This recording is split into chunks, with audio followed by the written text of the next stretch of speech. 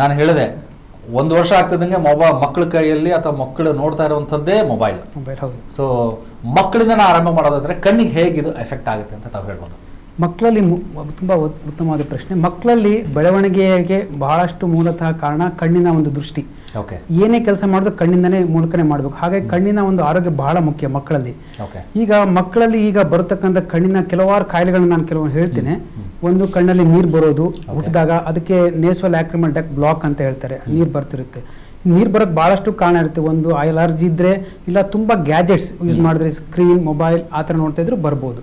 ಎರಡನೇದಾಗಿ ಮಕ್ಕಳಲ್ಲಿ ಕನ್ನಡಕದ ನಂಬರ್ ಇರುತ್ತೆ, ರಿಫ್ರಾಕ್ಟಿವ್ ಎರರ್ ಅಂತ ಹೇಳ್ತಾರೆ. ಮೂರನೇದಾಗಿ ಕೆಲವು ಮಕ್ಕಳಲ್ಲಿ ಸ್ಕ್ವಿಂಟ್ ಅಂತ ಇರುತ್ತೆ, ಅಂದರೆ ಕಣ್ಣು ಮೆಳ್ಳೆ ಕಣ್ಣು, ಸ್ವಲ್ಪ ಕ್ರಾಸ್ ಐ ಅಂತ ಹೇಳ್ತಾರೆ. ಅದು ಎಲ್ಲ ಇದ್ದಾಗ ಕಣ್ಣಲ್ಲಿ ಸ್ಟ್ರೇನ್ ಆಗಿ ನೀರು ಬರೋದು, ಆಮೇಲೆ ಅವ್ರು ನೋಡೋದ್ರಲ್ಲಿ ಸ್ವಲ್ಪ ಕಷ್ಟ ಆಗ್ತಿರುತ್ತೆ. ಇದು ಎಲ್ಲರ ಜೊತೆಗೆ ಈಗಿನ ನೀವು ಹೇಳಿದ ಹಾಗೆ ಬಹಳಷ್ಟು ಮಕ್ಕಳಲ್ಲಿ ಇವಾಗ ಸ್ಕ್ರೀನ್ ಟೈಮ್ ಅನ್ನೋದು ಮೊಬೈಲ್ ಅಥವಾ ಎನಿ ಗ್ಯಾಜೆಟ್, ಲ್ಯಾಪ್ಟಾಪ್, ಡೆಸ್ಕ್ಟಾಪ್ ಅವ್ರ ಐಪ್ಯಾಡ್ ಎಲ್ಲ ಯೂಸ್ ಮಾಡೋದ್ರಿಂದ ಕಣ್ಣಲ್ಲಿ ಹಾರ್ಮ್ಫುಲ್ ರೇಸಿಂದ ಒಂದು. ಎರಡನೇದು ಅಟೆನ್ಷನ್ ಎಲ್ಲ ಗ್ಯಾಜೆಟ್ ಮೇಲೆ ಹೋಗುತ್ತೆ. ಹಾಗಾಗಿ ಅವರಲ್ಲಿ ಬೇರೆ ವಾತಾವರಣ ಬಗ್ಗೆ ಅವರ ಸ್ಪಂದನೆ ಮಾಡ್ತಾ ಇರಲ್ಲ.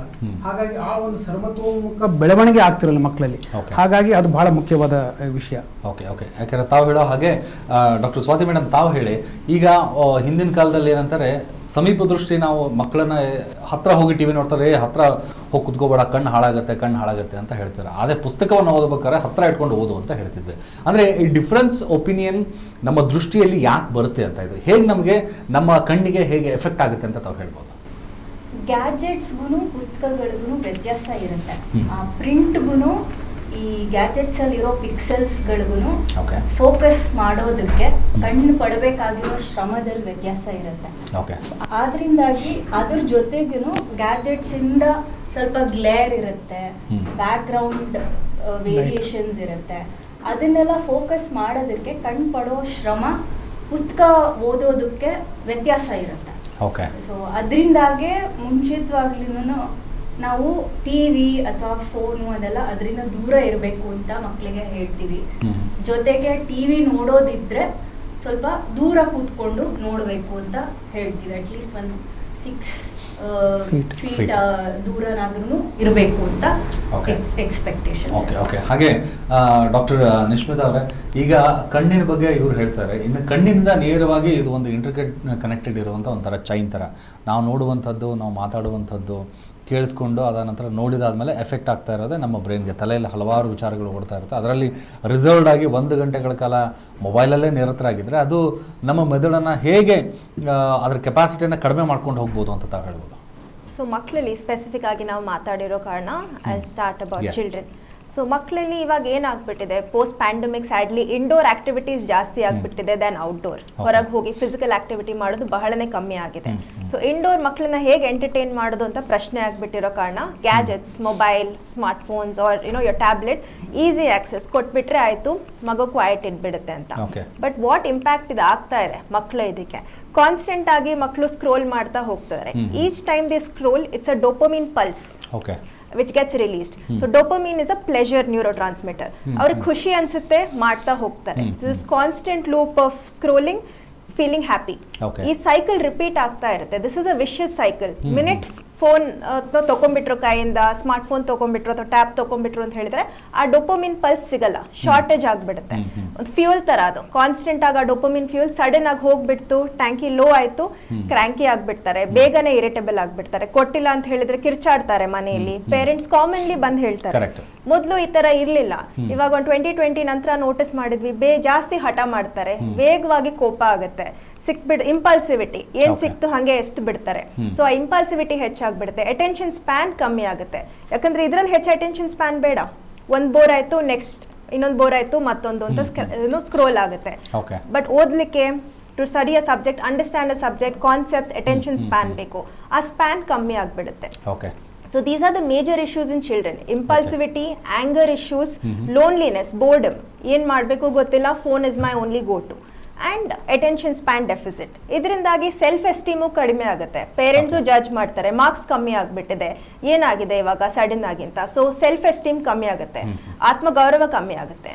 ಆ್ಯಂಡ್ ಎಂಗ್ಸೈಟಿ ಸಿಂಪ್ಟಮ್ಸ್ ಶುರು ಆಗಿಬಿಡುತ್ತೆ ಇದರಿಂದ. These are the common symptoms in children. Okay great. ಹಾಗಿದ್ರೆ ಇದ್ರ ಬಗ್ಗೆ ಇನ್ನೂ ಹೆಚ್ಚಿನ ಮಾಹಿತಿನ ಪಡ್ಕೊಳ್ಳೋಣ. ಜೊತೆಗೆ ನಾವು ಕೂಡ ಒಂದಿಷ್ಟು ಮೊಬೈಲ್ ವರ್ಸಸ್ ಮೆದುಳು ಅಂತ ನಾವು ಹೇಳಿದಾಗ ಇದರಲ್ಲಿ ಇರುವಂತಹ ಪೈಪೋಟಿಗಳ ಬಗ್ಗೆ ನಾವು ಮಾತಾಡ್ತಾ ಇದ್ದೀವಿ. ಒಂದು ಕಡೆ ಕಣ್ಣು ಹೇಳುತ್ತೆ ನಾನು ಫಸ್ಟ್ ಹಾಳಾಗ್ತೀನಿ ಅಂತ ಹೇಳಿ, ಇನ್ನೊಂದು ಕಡೆ ನಮ್ಮ ಮೊಬೈಲಿಂದ ನಮ್ಮ ಮೆದುಳು ಕೂಡ ನಾನು ಹಾಳಾಗ್ತೀನಿ ಅನ್ನೋ ರೀತಿಯಲ್ಲಿ ಒಂದಕ್ಕೊಂದು ಪೈಪೋಟಿ ನಡೀತಾ ಇದೆ.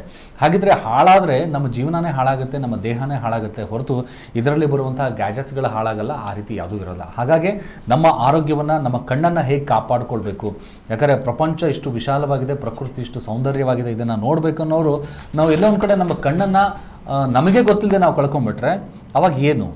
ಮೊಬೈಲ್ಸ್ಗಳನ್ನು ಕೈಯಲ್ಲಿ ಹೀಗೆ ಹಿಡ್ಕೊಂಡು ಕೊಡೋದಾಗಲಿ, ಲೆಫ್ಟ್ ಅಥವಾ ರೈಟ್ ಹ್ಯಾಂಡನ್ನು ನಾವು ಯೂಸ್ ಮಾಡಿಕೊಂಡು ಅಥವಾ ಕತ್ತನ್ನು ಒಂದೇ ಸ್ಟಾಗ್ನೆಂಟ್ ಆಗಿ ನಾವು ಕುತ್ಕೊಂಡು ನೋಡ್ತಾ ಇರ್ತೀವಿ. ಇದರಿಂದ ಹೇಗೆಲ್ಲ ಎಫೆಕ್ಟ್ಸ್ಗಳಾಗುತ್ತೆ, ಹೇಗೆ ಇದು ಕಣ್ಣಿಗೆ ಎಫೆಕ್ಟ್ ಆಗುತ್ತೆ ಅಂತ? ಇದು ಎಲ್ಲ ಮೊಬೈಲ್ನ ಒಂದು ಗಾತ್ರದ ಮೇಲೆ ಡಿಪೆಂಡ್ ಆಗುತ್ತೆ, ಹೈಟ್ ಮೇಲೆ ಡಿಪೆಂಡ್ ಆಗುತ್ತೆ. ಅದು ಏನು ಮಾಡ್ತಾರೆ ಅಂದರೆ ಆ ಹೆವಿನೆಸ್ ಆಲ್ಸೋ. ಈಗ ಮೊಬೈಲ್ಸ್ ಇವಾಗ ದೊಡ್ಡ ಸೈಜ್ ಆದಂಗೆ ಕೆಲವು ಹೆವಿ ಆಗ್ತಾ ಇದ್ದಾವೆ. ಸೊ ಆ ವೆಯ್ಟಿಂದನೂ ಅಷ್ಟೇ ಕಾನ್ಸ್ಟೆಂಟಲ್ಲಿ ಭಾಳಷ್ಟು ಗಂಟೆಗಳ ಕಾಲ ಯೂಸ್ ಮಾಡ್ತಾ ಇರ್ತಾರೆ. ಕಣ್ಣಿನ ಬೆರಳುಗಳೆಲ್ಲ ಜುಮ್ಮಂದು ನಂಬಾಗುತ್ತೆ. ಆಮೇಲೆ ಆರ್ಥೈಟಿಸ್ ಥರ ಜಾಯಿಂಟ್ ಪೇನ್ ಬರುತ್ತೆ. ಎರಡನೇದಾಗಿ ಅದನ್ನ ಬೆಂಡ್ ಮಾಡಿ ನೋಡ್ಕೊಂತ ಪೋಸ್ಚರ್ ಅಂತ ಹೇಳ್ತಾರೆ. ಬೆನ್ ಸ್ಟ್ರೇಟ್ ಇರೋದಿಲ್ಲ ಹಾಗೂ ಕುತ್ತಿಗೆ ಸ್ಟ್ರೇಟ್ ಇರೋದಿಲ್ಲ. ನಾವು ಒಂದು 5 ಡಿಗ್ರಿ ತಲೆನ ಸ್ವಲ್ಪ ಬಗ್ಸಷ್ಟು ಅಷ್ಟು ವೇಟ್, 1.5 kg ಅಷ್ಟು ವೇಟು ನಮ್ಮ ಸ್ಪೈನ್ ಮೇಲೆ ಹಾಕ್ತಾ ಇರ್ತೀವಿ. ಸೊ ಅದಕ್ಕೆ ergonomically you should sit erect, straight ಆಗಿ ಕೂತ್ಕೊಂಡು ನೋಡಿದ್ರೆ ಸ್ವಲ್ಪ ಮಟ್ಟಿಗೆ ಉತ್ತಮ ಇರುತ್ತೆ. ಆದರೆ ಆ ಥರ ಮಾಡೋದಿಲ್ಲ, ಎಲ್ಲರೂ ಬಗ್ಗಿ ನೋಡ್ತಾರೆ. ಸೊ ಆ ಪೋಸ್ಚರಲ್ಲಿ ಎಷ್ಟೊಂದು ವೇಟ್ ಬಿದ್ದು ಸರ್ವೈಕಲ್ ಸ್ಪೈನಲ್ಲಿ ಮತ್ತು ಜಾಯಿಂಟ್ಸು, ಲಿಗಮೆಂಟ್ಸ್ ಎಲ್ಲ ಸ್ಟ್ರೈನ್ ಆಗಿ ಅವ್ರಿಗೆ ಕುತ್ತಿಗೆ ನೋವು ಎಲ್ಲ ಶುರು ಆಗುತ್ತೆ. ಆಮೇಲೆ ಅವ್ರಿಗೆ ಬೆನ್ನು ನೋವು, ಕುತ್ತಿಗೆ ನೋವು, ಕೈ ನೋವು, ಈ 3 ಭಾಗದಿಂದ ಅದು ಎರ್ಗೊನಾಮಿಕಲಿ ಯೂಸಿಂಗ್ ಮೊಬೈಲ್ ಫೋನ್ಸ್. ಅದು ಹಾಗಾಗಿ ನೀವು ಇವಾಗ ಹೊಸದಾಗಿ ಸ್ಟ್ಯಾಂಡ್ಸ್ಗಳು ಬಂದಿದೆ, ಎಲ್ಲ ಅದಕ್ಕೆ ಕವರ್ಸ್ ಮೇಲೂ ಅಷ್ಟೇ ಫ್ಲಿಪ್ಸ್ ಬಂದಿದೆ. ಅದನ್ನ ಹಿಡ್ಕೊಂಡು ನೋಡೋ, ಕೈ ಯೂಸ್ ಮಾಡಿದಾಗೆ ದೂರದಲ್ಲಿ ನೋಡ್ಬೋದು. ಫಾಂಟ್ ಸೈಜ್ ಜಾಸ್ತಿ ಮಾಡ್ಕೊಂಡು ನೋಡೋಂಥ ಒಂದು ಫೆಸಿಲಿಟಿ ಇದೆ. ಆಮೇಲೆ ಸರಿಯಾಗಿ ಒಂದು ಚೇರಲ್ಲಿ ಕೂತ್ಕೊಂಡು ಒಂದು ಡಿಸ್ಟೆನ್ಸ್ ಮೇಂಟೈನ್ ಮಾಡಿ ನೋಡಿದ್ರೆ ಸ್ವಲ್ಪ ಮಟ್ಟಿಗೆ ಉತ್ತಮವಾಗಿ ನೋಡ್ಬೋದು, ವೀಕ್ಷಣೆ ಮಾಡ್ಬೋದು. ಆದರೂ ಅದು ಸರಿಯಲ್ಲ, ಕಮ್ಮಿ ಮಾಡ್ಕೋಬೇಕು ನಿಮ್ಮ ದೂರದ ನೋಡುವಂಥ ಒಂದು ಸಮಯವನ್ನು. ಓಕೆ ಅಂದರೆ ಡಾಕ್ಟರ್ ಸ್ವಾತಿ ಅವರೇ, ತಾವು ಹೇಳೋ ಪ್ರಕಾರ ಈಗಿನ ದಿನಮಾನಗಳಲ್ಲಿ ಸಾಕಷ್ಟು ಪೇಷಂಟ್ಸ್ಗಳನ್ನು ತಾವು ನೋಡ್ತಾ ಇರ್ತಾರೆ.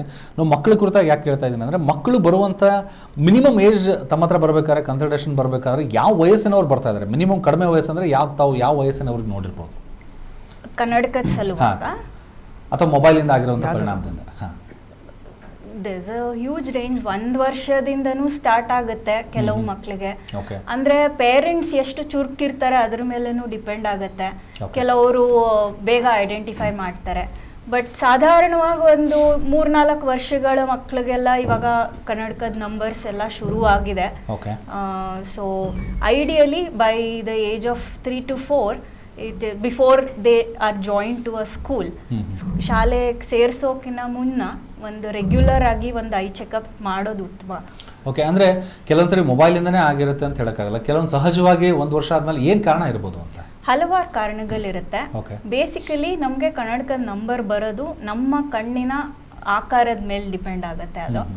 ಸೊ ಯಾಕೆ ಮೊಬೈಲ್ ಕೊಟ್ಟಿರೋ ಮಕ್ಕಳಿಗೆ ಜಾಸ್ತಿ ಆಗ್ತಿದೆ ಅಂತಂದರೆ, ಅದು ನಮ್ಮ ಕಣ್ಣಿನ ಆಕಾರದ ಮೇಲೆ ಅದರ ಪ್ರಭಾವ ಇದೆ. ಅದು ಶೇಪ್ನ ಚೇಂಜ್ ಮಾಡ್ತಾ ಇದೆ.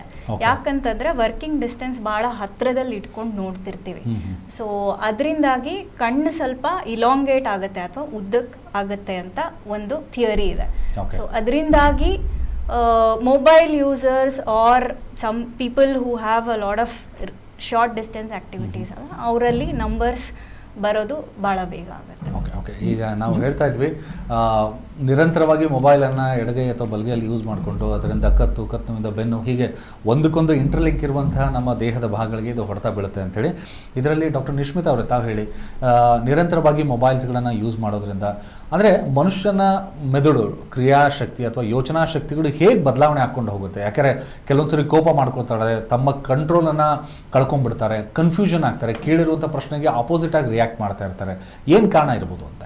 ಸೊ ಫಸ್ಟ್ ನಾನು 2 ಸ್ಟಡೀಸ್ ಬಗ್ಗೆ ಮಾತಾಡ್ತೇನೆ. ನೀವು ಹೇಳ್ದಂಗೆ all India institute of medical sciences has done studies. ಒಂದು ಸ್ಪೆಸಿಫಿಕಲಿ EEG, ಎಲೆಕ್ಟ್ರೋಎನ್ಕೆಫೆಲೋಗ್ರಾಮ್ ಅಂತ ಹೇಳಿ ಲೀಡ್ಸ್ ಹಾಕಿ ಚೆಕ್ ಮಾಡಿದ್ದಾರೆ.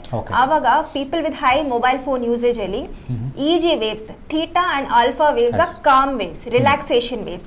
ಸೊ ಈ ರಿಲ್ಯಾಕ್ಸೇಷನ್ ವೇವ್ಸ್ ಅಲ್ಲಿ ಬಹಳ ಫ್ಲಕ್ಚುಯೇಷನ್ಸ್ ಕಂಡಿದೆ in high mobile phone users. ಅದೇ ರೀತಿ national institute of mental health ಅಲ್ಲೂ ಸ್ಟಡೀಸ್ ಆಗಿದೆ with high mobile phone users compared to low mobile phone users. ಅದರಲ್ಲಿ ಹೈ ಮೊಬೈಲ್ ಫೋನ್ ಯೂಸರ್ಸ್ ಅಲ್ಲಿ ಖಿನ್ನತೆ, ದಟ್ಸ್ ಡಿಪ್ರೆಷನ್, ಎಂಗ್ಸೈಟಿ ಸಿಂಪ್ಟಮ್ಸ್, ವೇಗವಾಗಿ ಕೋಪ ಬರೋದು, ಆಂಗರ್, ಏಕಾಗ್ರತೆ ಸಮಸ್ಯೆ, ಕಾನ್ಸಂಟ್ರೇಷನ್ ಡಿಫಿಕಲ್ಟಿ, ಗ್ರಾಸ್ಪಿಂಗ್, ಕಾಗ್ನಿಷನ್ ಹೇಳ್ತೇವೆ ಅಂದ್ರೆ ಅರ್ಥ ಮಾಡ್ಕೊಳ್ಳೋದು ಪ್ಲಸ್ ರೀಪ್ರೊಡ್ಯೂಸ್ ಮಾಡೋದು, ಮೆಮರಿ ಕನ್ಸಾಲಿಡೇಟ್ ಮಾಡೋದು, ಇದರಲ್ಲಿ ಪ್ಲಸ್ ಇಂಪಲ್ಸಿವಿಟಿ, ವೇಗವಾಗಿ ಯೋಚನೆ ಮಾಡದೆ ರಿಯಾಕ್ಟ್ ಮಾಡ್ಬಿಡೋದು, ಇಂಥ ಸಮಸ್ಯೆಗಳನ್ನ ಜಾಸ್ತಿ ಕಂಡು ಬಂದಿದೆ as compared to low mobile phone users. Okay, ಅಂದ್ರೆ ಇದು ಅಪ್ಲಿಕೇಬಲ್ ಫಾರ್ ಎಲ್ಲ ಮಕ್ಕಳಿಗೂ ಆಗುತ್ತಾ ಅಥವಾ ದೊಡ್ಡವರಿಗೂ ಅಥವಾ ಹೇಗೆ? This is the study was done in young adults, young college going age group, but it is applicable for both children and adults. See, children and the brain is a developing brain. It completely develops by the age of 25 years. So that is the most important and critical period. E age group alli developing brain alli if we are introducing these kind of neurotransmitter changes agli, impulsivity agli idella bantu ant helidre later on as they develop mental health issues ಹೆಚ್ಚಾಗೋ chances ಇರುತ್ತೆ as compared to the older generation. Okay, ಯಾರು ಏನ್ ಮಾಡ್ತಾ ಇದೀವಿ, ಯಾರು ಏನ್ ನೋಡ್ತಾ ಇದೀವಿ, ಸಂಪರ್ಕಗಳು ಜೊತೆಗೆ ಆ ಕುಟುಂಬದಲ್ಲಿ ಇರುವಂತಹ ಒಂದು ಅಟ್ಯಾಚ್ಮೆಂಟ್ ಬಾಂಡಿಂಗ್ಗಳು ಎಲ್ಲಾನು ದೂರ ಆಗ್ತಾ ಇದೆ ಅಂತ ಹೇಳ್ಬೋದು. ತಮಗೇನಾದ್ರೂ ಎಕ್ಸ್ಪೀರಿಯನ್ಸ್ ಆಗಿದೆ? ಹೌದು. ಇದು ಹೇಗಿದೆ ಅಂದ್ರೆ ಒಂದು ಜೋಕ್ ಅಥವಾ ಸರ್ಕ್ಯುಲೇಟ್ ಆಗ್ತದೆ, ಮಕ್ಕಳನ್ನ ಅಮ್ಮ ಕರೀತಾರೆ ಊಟಕ್ಕೆ ಬನ್ನಿ ಅಂತ, ಇಬ್ರು ಮಕ್ಕಳು ಹಸ್ಬೆಂಡ್ ಎಲ್ಲರೂ ಅವ್ರವ್ರ ಮೂಲೆಯಲ್ಲಿ ಬ್ಯುಸಿ ಇರ್ತಾರೆ ಮೊಬೈಲ್ ನೋಡ್ಕೊಂತ. So best way of bringing them ಎಲ್ಲಾನು ಜೊತೆಗೆ ಅಂದ್ರೆ ವೈರ್ಲೆಸ್ ಡೇಟಾ ಆಫ್ ಮಾಡಿಬಿಡಿ, ಸ್ವಿಚ್ ಆಫ್ ಮಾಡ್ಬಿಟ್ರೆ ಎಲ್ಲ ನೆಟ್ವರ್ಕೇ ಇಲ್ಲ ಅವ್ರಿಗೆ. ಸೊ ದೇ ಆರ್ ಹ್ಯಾಂಡಿಕ್ಯಾಪ್, ಏನು ಕಾಣ್ತಿಲ್ಲ ಅವ್ರಿಗೆ. So they come back to the table. ಅಂದ್ರೆ ಅಷ್ಟು ಡಿಪೆಂಡೆನ್ಸಿ ಆಗ್ಬಿಟ್ಟಿದೆ ಮೊಬೈಲ್. ಮಲಗೋಬೇಕಾದ್ರೂ ಮೊಬೈಲ್ ನೋಡಿ ಮಲಗೋದು, ಎದ್ದಾಗ ಫಸ್ಟ್ ನೋಡೋದೇ ಮೊಬೈಲ್. ಸೊ ಈಗ ಆ ತರ ಒಂದು ಡಿಪೆಂಡೆನ್ಸಿ ಅಂಡ್ ಅಡಿಕ್ಷನ್ ಬಂದ್ಬಿಟ್ಟಿದೆ ಮೊಬೈಲ್. ಟೆಕ್ನಾಲಜೀಸ್ ಹೆಲ್ಪ್ ಆಗ್ತಿದೆ, but at the same time it is creating problems also. So balancing both is the important thing here. ಅದನ್ನೇ ನಾವೀಗ ಡಿಸ್ಕಸ್ ಮಾಡ್ತೀವಿ. ಓಕೆ, ಹಾಗೆ ಡಾಕ್ಟರ್ ಸ್ವಾತಿ ಅವರ, ಈಗ ಈ ಕಣ್ಣಿನಲ್ಲಿ ಬರುವಂಥ ವಿಷಯಗಳಲ್ಲಿ ತಾವು ಮಾತಾಡ್ತಾ ಇದ್ರಿ, 1 ವರ್ಷದಿಂದನೇ ಕಣ್ಣಿಗೆ ಎಫೆಕ್ಟ್ ಆಗುತ್ತೆ ಅಂತ ಹೇಳಿ. ಮೊಬೈಲ್ ಯೂಸ್ ಮಾಡಲ್ಲ ಅಥವಾ ಟೆಕ್ನಾಲಜಿಗಳು ಏನೂ ಗೊತ್ತಿರಲ್ಲ, ಆದ್ರೂ ಸಹ ಕಣ್ಣಿನ ಸಮಸ್ಯೆ ಇರುತ್ತೆ, ಗ್ಲಾಸ್ಗಳನ್ನು ಹಾಕೊಳ್ತಾ ಇರ್ತಾರೆ. ಕರೆಕ್ಟ್. ಅದು ಕೆಲವು ಕಂಡೀಷನ್ಸ್ ಜೆನೆಟಿಕ್ ಇರುತ್ತೆ. ಇವಾಗ ತಂದೆ ತಾಯಿ ಅಂದಿರೋ ಹೈ ಗ್ಲಾಸಸ್ ನಂಬರ್ ಹಾಕೊಳ್ಳೋರ್ಗೆ ಮಕ್ಕಳಲ್ಲಿ ಬರೋದು ಒಂದು ಸಹಜ. ಕೆಲವು ಜೆನೆಟಿಕ್ ಕಂಡೀಷನ್ಸ್ ಇರ್ತವೆ, ಕೆಲವು ಸರ್ತಿ ಪೊರೆ ಬರುತ್ತೆ ಮಗುಗಳು ಅಲ್ಲಿ, ಸ್ಕ್ವಿಂಟ್ ಅಥವಾ ಮಾಲ್ಗಣ್ಣು ಅಂತೀವಲ್ಲ ಅದೂ ಇರುತ್ತೆ. ಸೊ ಅದರಿಂದಾಗಿನೂ ಗ್ಲಾಸಸ್ ಹಾಕೊಳ್ಳೋ ಸಂದರ್ಭಗಳು ಬರುತ್ತೆ. So squint in a child, the first mode of treatment is glasses only. That is one of the earliest signs which the parents pick up. ತಂದೆ ತಾಯಿಗಳು ಅದನ್ನು ನೋಡ್ಬಿಟ್ಟು ಕರ್ಕೊಂಡ್ಬರ್ತಾರೆ. ಆಮೇಲೆ ಇವ್ರು ಹೇಳೋದು ಪ್ರಶ್ನೆಗೆ ಉತ್ತರ ಅಂದರೆ, ಮಕ್ಕಳು ಹೇಗೆ ಬರ್ತಾರೆ ಅಂದರೆ, ಪೇರೆಂಟ್ಸು ನನ್ನ ಮಗು ಕಣ್ಣು ಹಿಂಗೆ ಈಜುತ್ತಾ ಇರುತ್ತೆ, ಇಲ್ಲ ಸೊಟ್ಟ ಹೀಗೆ ನೋಡ್ತಾ ಇರುತ್ತೆ, ಕ್ರಾಸ್ ಅಂತ ನೋಡ್ತಾ ಇರುತ್ತೆ, ಇಲ್ಲಾಂದರೆ ಯಾವುದೇ ಟಿ ವಿ ಹತ್ರ ಏನೇ ಗ್ಯಾಜೆಟ್ ಬಂದರೂ ಅದು ಹತ್ರ ಹೋಗಿ ನೋಡೋಕೆ ಹೋಗುತ್ತೆ. ಸಮ್ ಆರ್ ಬಿಹೇವಿಯರಲ್, ಕೆಲವು ಹ್ಯಾಬಿಟಿಂದ ಮಾಡ್ತಾರೆ, ಬಟ್ ಅದು ಹ್ಯಾಬಿಟಿಂದ ಮಾಡ್ತಾ ಇದ್ದಾರೋ ಅಥವಾ ನಿಜವಾಗ್ಲೂ ಅವ್ರಿಗೇನೋ ಕಾರಣ ಇದೆನೋ ಅದು ತಿಳ್ಕೊಬೇಕಂದ್ರೆ ವೈದ್ಯರ ಹತ್ರ, ಕಣ್ಣಿನ ತಜ್ಞರ ಹತ್ರ ಬಂದೇ ಟೆಸ್ಟ್ ಮಾಡಿಸ್ಕೋಬೇಕು. ಆವಾಗ ಗೊತ್ತಾಗುತ್ತೆ ಮಗುವಲ್ಲಿ ಏನಾದರೂ ವೀಕ್ನೆಸ್ ಇದೆನೋ, ನಂಬರ್ ಇರೋ ಚಾನ್ಸ್ ಭಾಳ ಇರುತ್ತೆ, ಅಥವಾ ಕಾರ್ನಿಯ ಕಪ್ಪು ಗುಡ್ಡೆ ಮೇಲೆ ಏನಾದರೂ ಒಪ್ಯಾಸಿಟಿ ಇದೆ, ಅಥವಾ ಕೆಟ್ರಾಕ್ಟ್ ಕೆಲವು ಮಕ್ಕಳಲ್ಲಿ ಬೆಳೆಯೋ ಸಾಧ್ಯತೆ ಇರುತ್ತೆ ಚಿಕ್ಕದೊಂದನೇ. ಸೊ ಇವೆಲ್ಲವನ್ನು ನಾವು ಚೆಕಪ್ ಮಾಡಿದಾಗ ಗೊತ್ತಾಗುತ್ತೆ. 3 ಅಥವಾ 4 ವರ್ಷ ಏಜಲ್ಲಿ ಒಂದ್ಸಲ checkup, preliminary checkup before going to school ಒಂದ್ಸಲ ಚೆಕ್ ಮಾಡಿದ್ರೆ ಆ ಒಂದು ಕಾರಣಗಳು ಗೊತ್ತಾಗುತ್ತೆ. ಓಕೆ, ಮೊಬೈಲಿಂದ ಆಗ್ತಿರುವಂಥ ಪರಿಣಾಮಗಳು ಯಾವ ರೀತಿ ಅಂದರೆ, ಎಲ್ಲೋ ಒಂದು ಕಡೆ ಮಕ್ಕಳಿಗೆ ಅನಾರೋಗ್ಯದ ತೀರಾ ಕೆಟ್ಟ ಅಭಾವನ ಬೀರೋದ್ರ ಜೊತೆ ಪ್ರಾಣವನ್ನು ತೆಗೆದುಕೊಂಡು ಹೋಗುವಂಥ ಸಂದರ್ಭ ಕೂಡ ಬರುತ್ತೆ ಅಂತ ಏನಾದರೂ ಎಕ್ಸಾಂಪಲ್ಸ್, ಉದಾಹರಣೆಗಳು ಆಗಿದೆಯಾ? ತುಂಬ ಇದೆ. ಇದು ಮೊಬೈಲ್ನಿಂದ ದೊಡ್ಡವರಲ್ಲಿ ಆಕ್ಸಿಡೆಂಟ್, ಡ್ರೈವಿಂಗ್ ಮಾಡಬೇಕಾದ್ರೆ ಆಕ್ಸಿಡೆಂಟ್ ಆಗೋದು, ಅಥವಾ ಮಕ್ಕಳು ಓದಬೇಕಾದ್ರೆ ಬೀಳೋದು ಎಲ್ಲ ಕಾಮನ್. ಬಟ್ ಇವತ್ತಿನ ಒಂದು ನ್ಯೂಸ್ ಪೇಪರಲ್ಲಿ ನೋಡಿದ್ದೀನಿ, ನಾಗ್ಪುರಲ್ಲಿ ಮಕ್ಕಳು ಒಂದು ಬರ್ಡೇ ಪಾರ್ಟಿಗೆ ಹೋಗ್ತಾ ಇದ್ದಾರೆ, ಪಾರ್ಟಿಯಿಂದ ಅಲ್ಲಿ ವಿಡಿಯೋ ಗೇಮ್ಸ್ ಆಟಾಡ್ಕೊಂತ ಮತ್ತೆ ವಾಪಸ್ ಬರ್ತಾರೆ, ಅಣ್ಣ ತಮ್ಮ ವಾಪಸ್ ಬರ್ತಾ ಇದ್ದಾರೆ. ಬರುವಾಗ ಆನ್ ದಿ ರೋಡ್ ಅವ್ರು ಮೊಬೈಲ್ ನೋಡ್ಕೊಂತಾನೆ ಬರ್ತಾ ಇದ್ದಾರೆ. ಅಣ್ಣ ಕ್ರಾಸ್ ಮಾಡಿದ್ದಾನೆ, ಒಂದು ಸಣ್ಣ ಗುಂಡಿ ಇದೆ, ಡ್ರೈನೇಜ್ ಏರಿಯಾ ಅದು, ಅದನ್ನ ಕ್ರಾಸ್ ಮಾಡಿ ತಮ್ಮ ಮೊಬೈಲ್ ನೋಡ್ಕೊಂತ ಪಬ್ಜಿ ವಿಡಿಯೋ ಗೇಮ್ ಆಟ ಆಡ್ಕೊಳ್ತಾ ಬರ್ತಾ ಇದ್ದಾನೆ, ವಿದೌಟ್ ಸೀಯಿಂಗ್ ದ ಸರೌಂಡಿಂಗ್. ಬೇರೆ ಏನಾಗ್ತಿದೆ ನೋಡ್ದಂಗೆ ಅಷ್ಟು ಅಡಿಕ್ಷನ್ ಬಂದು he fell on that ditch. ಆ ಒಂದು ಗುಂಡಲ್ಲಿ ಬಿದ್ದು ಅವನು ಬೇರೆಯವ್ರಿಗೆ ಹೆಲ್ಪ್ ಕರೆಯೋದ್ರಲ್ಲಿ ಹಿ ಲಾಸ್ಟ್ ಹಿಸ್ ಲೈಫ್. ಇದು ಇವತ್ತಿನ ನ್ಯೂಸ್ ಪೇಪರ್ ಹೆಡ್ಲೈನ್ಸ್. ಸೊ ಈ ತರಹದ ಒಂದು ಪ್ರಸಂಗಗಳು ಮೊಬೈಲ್ ಅಡಿಕ್ಷನ್ ಇಂದ ಬರ್ತಾ ಇದೆ.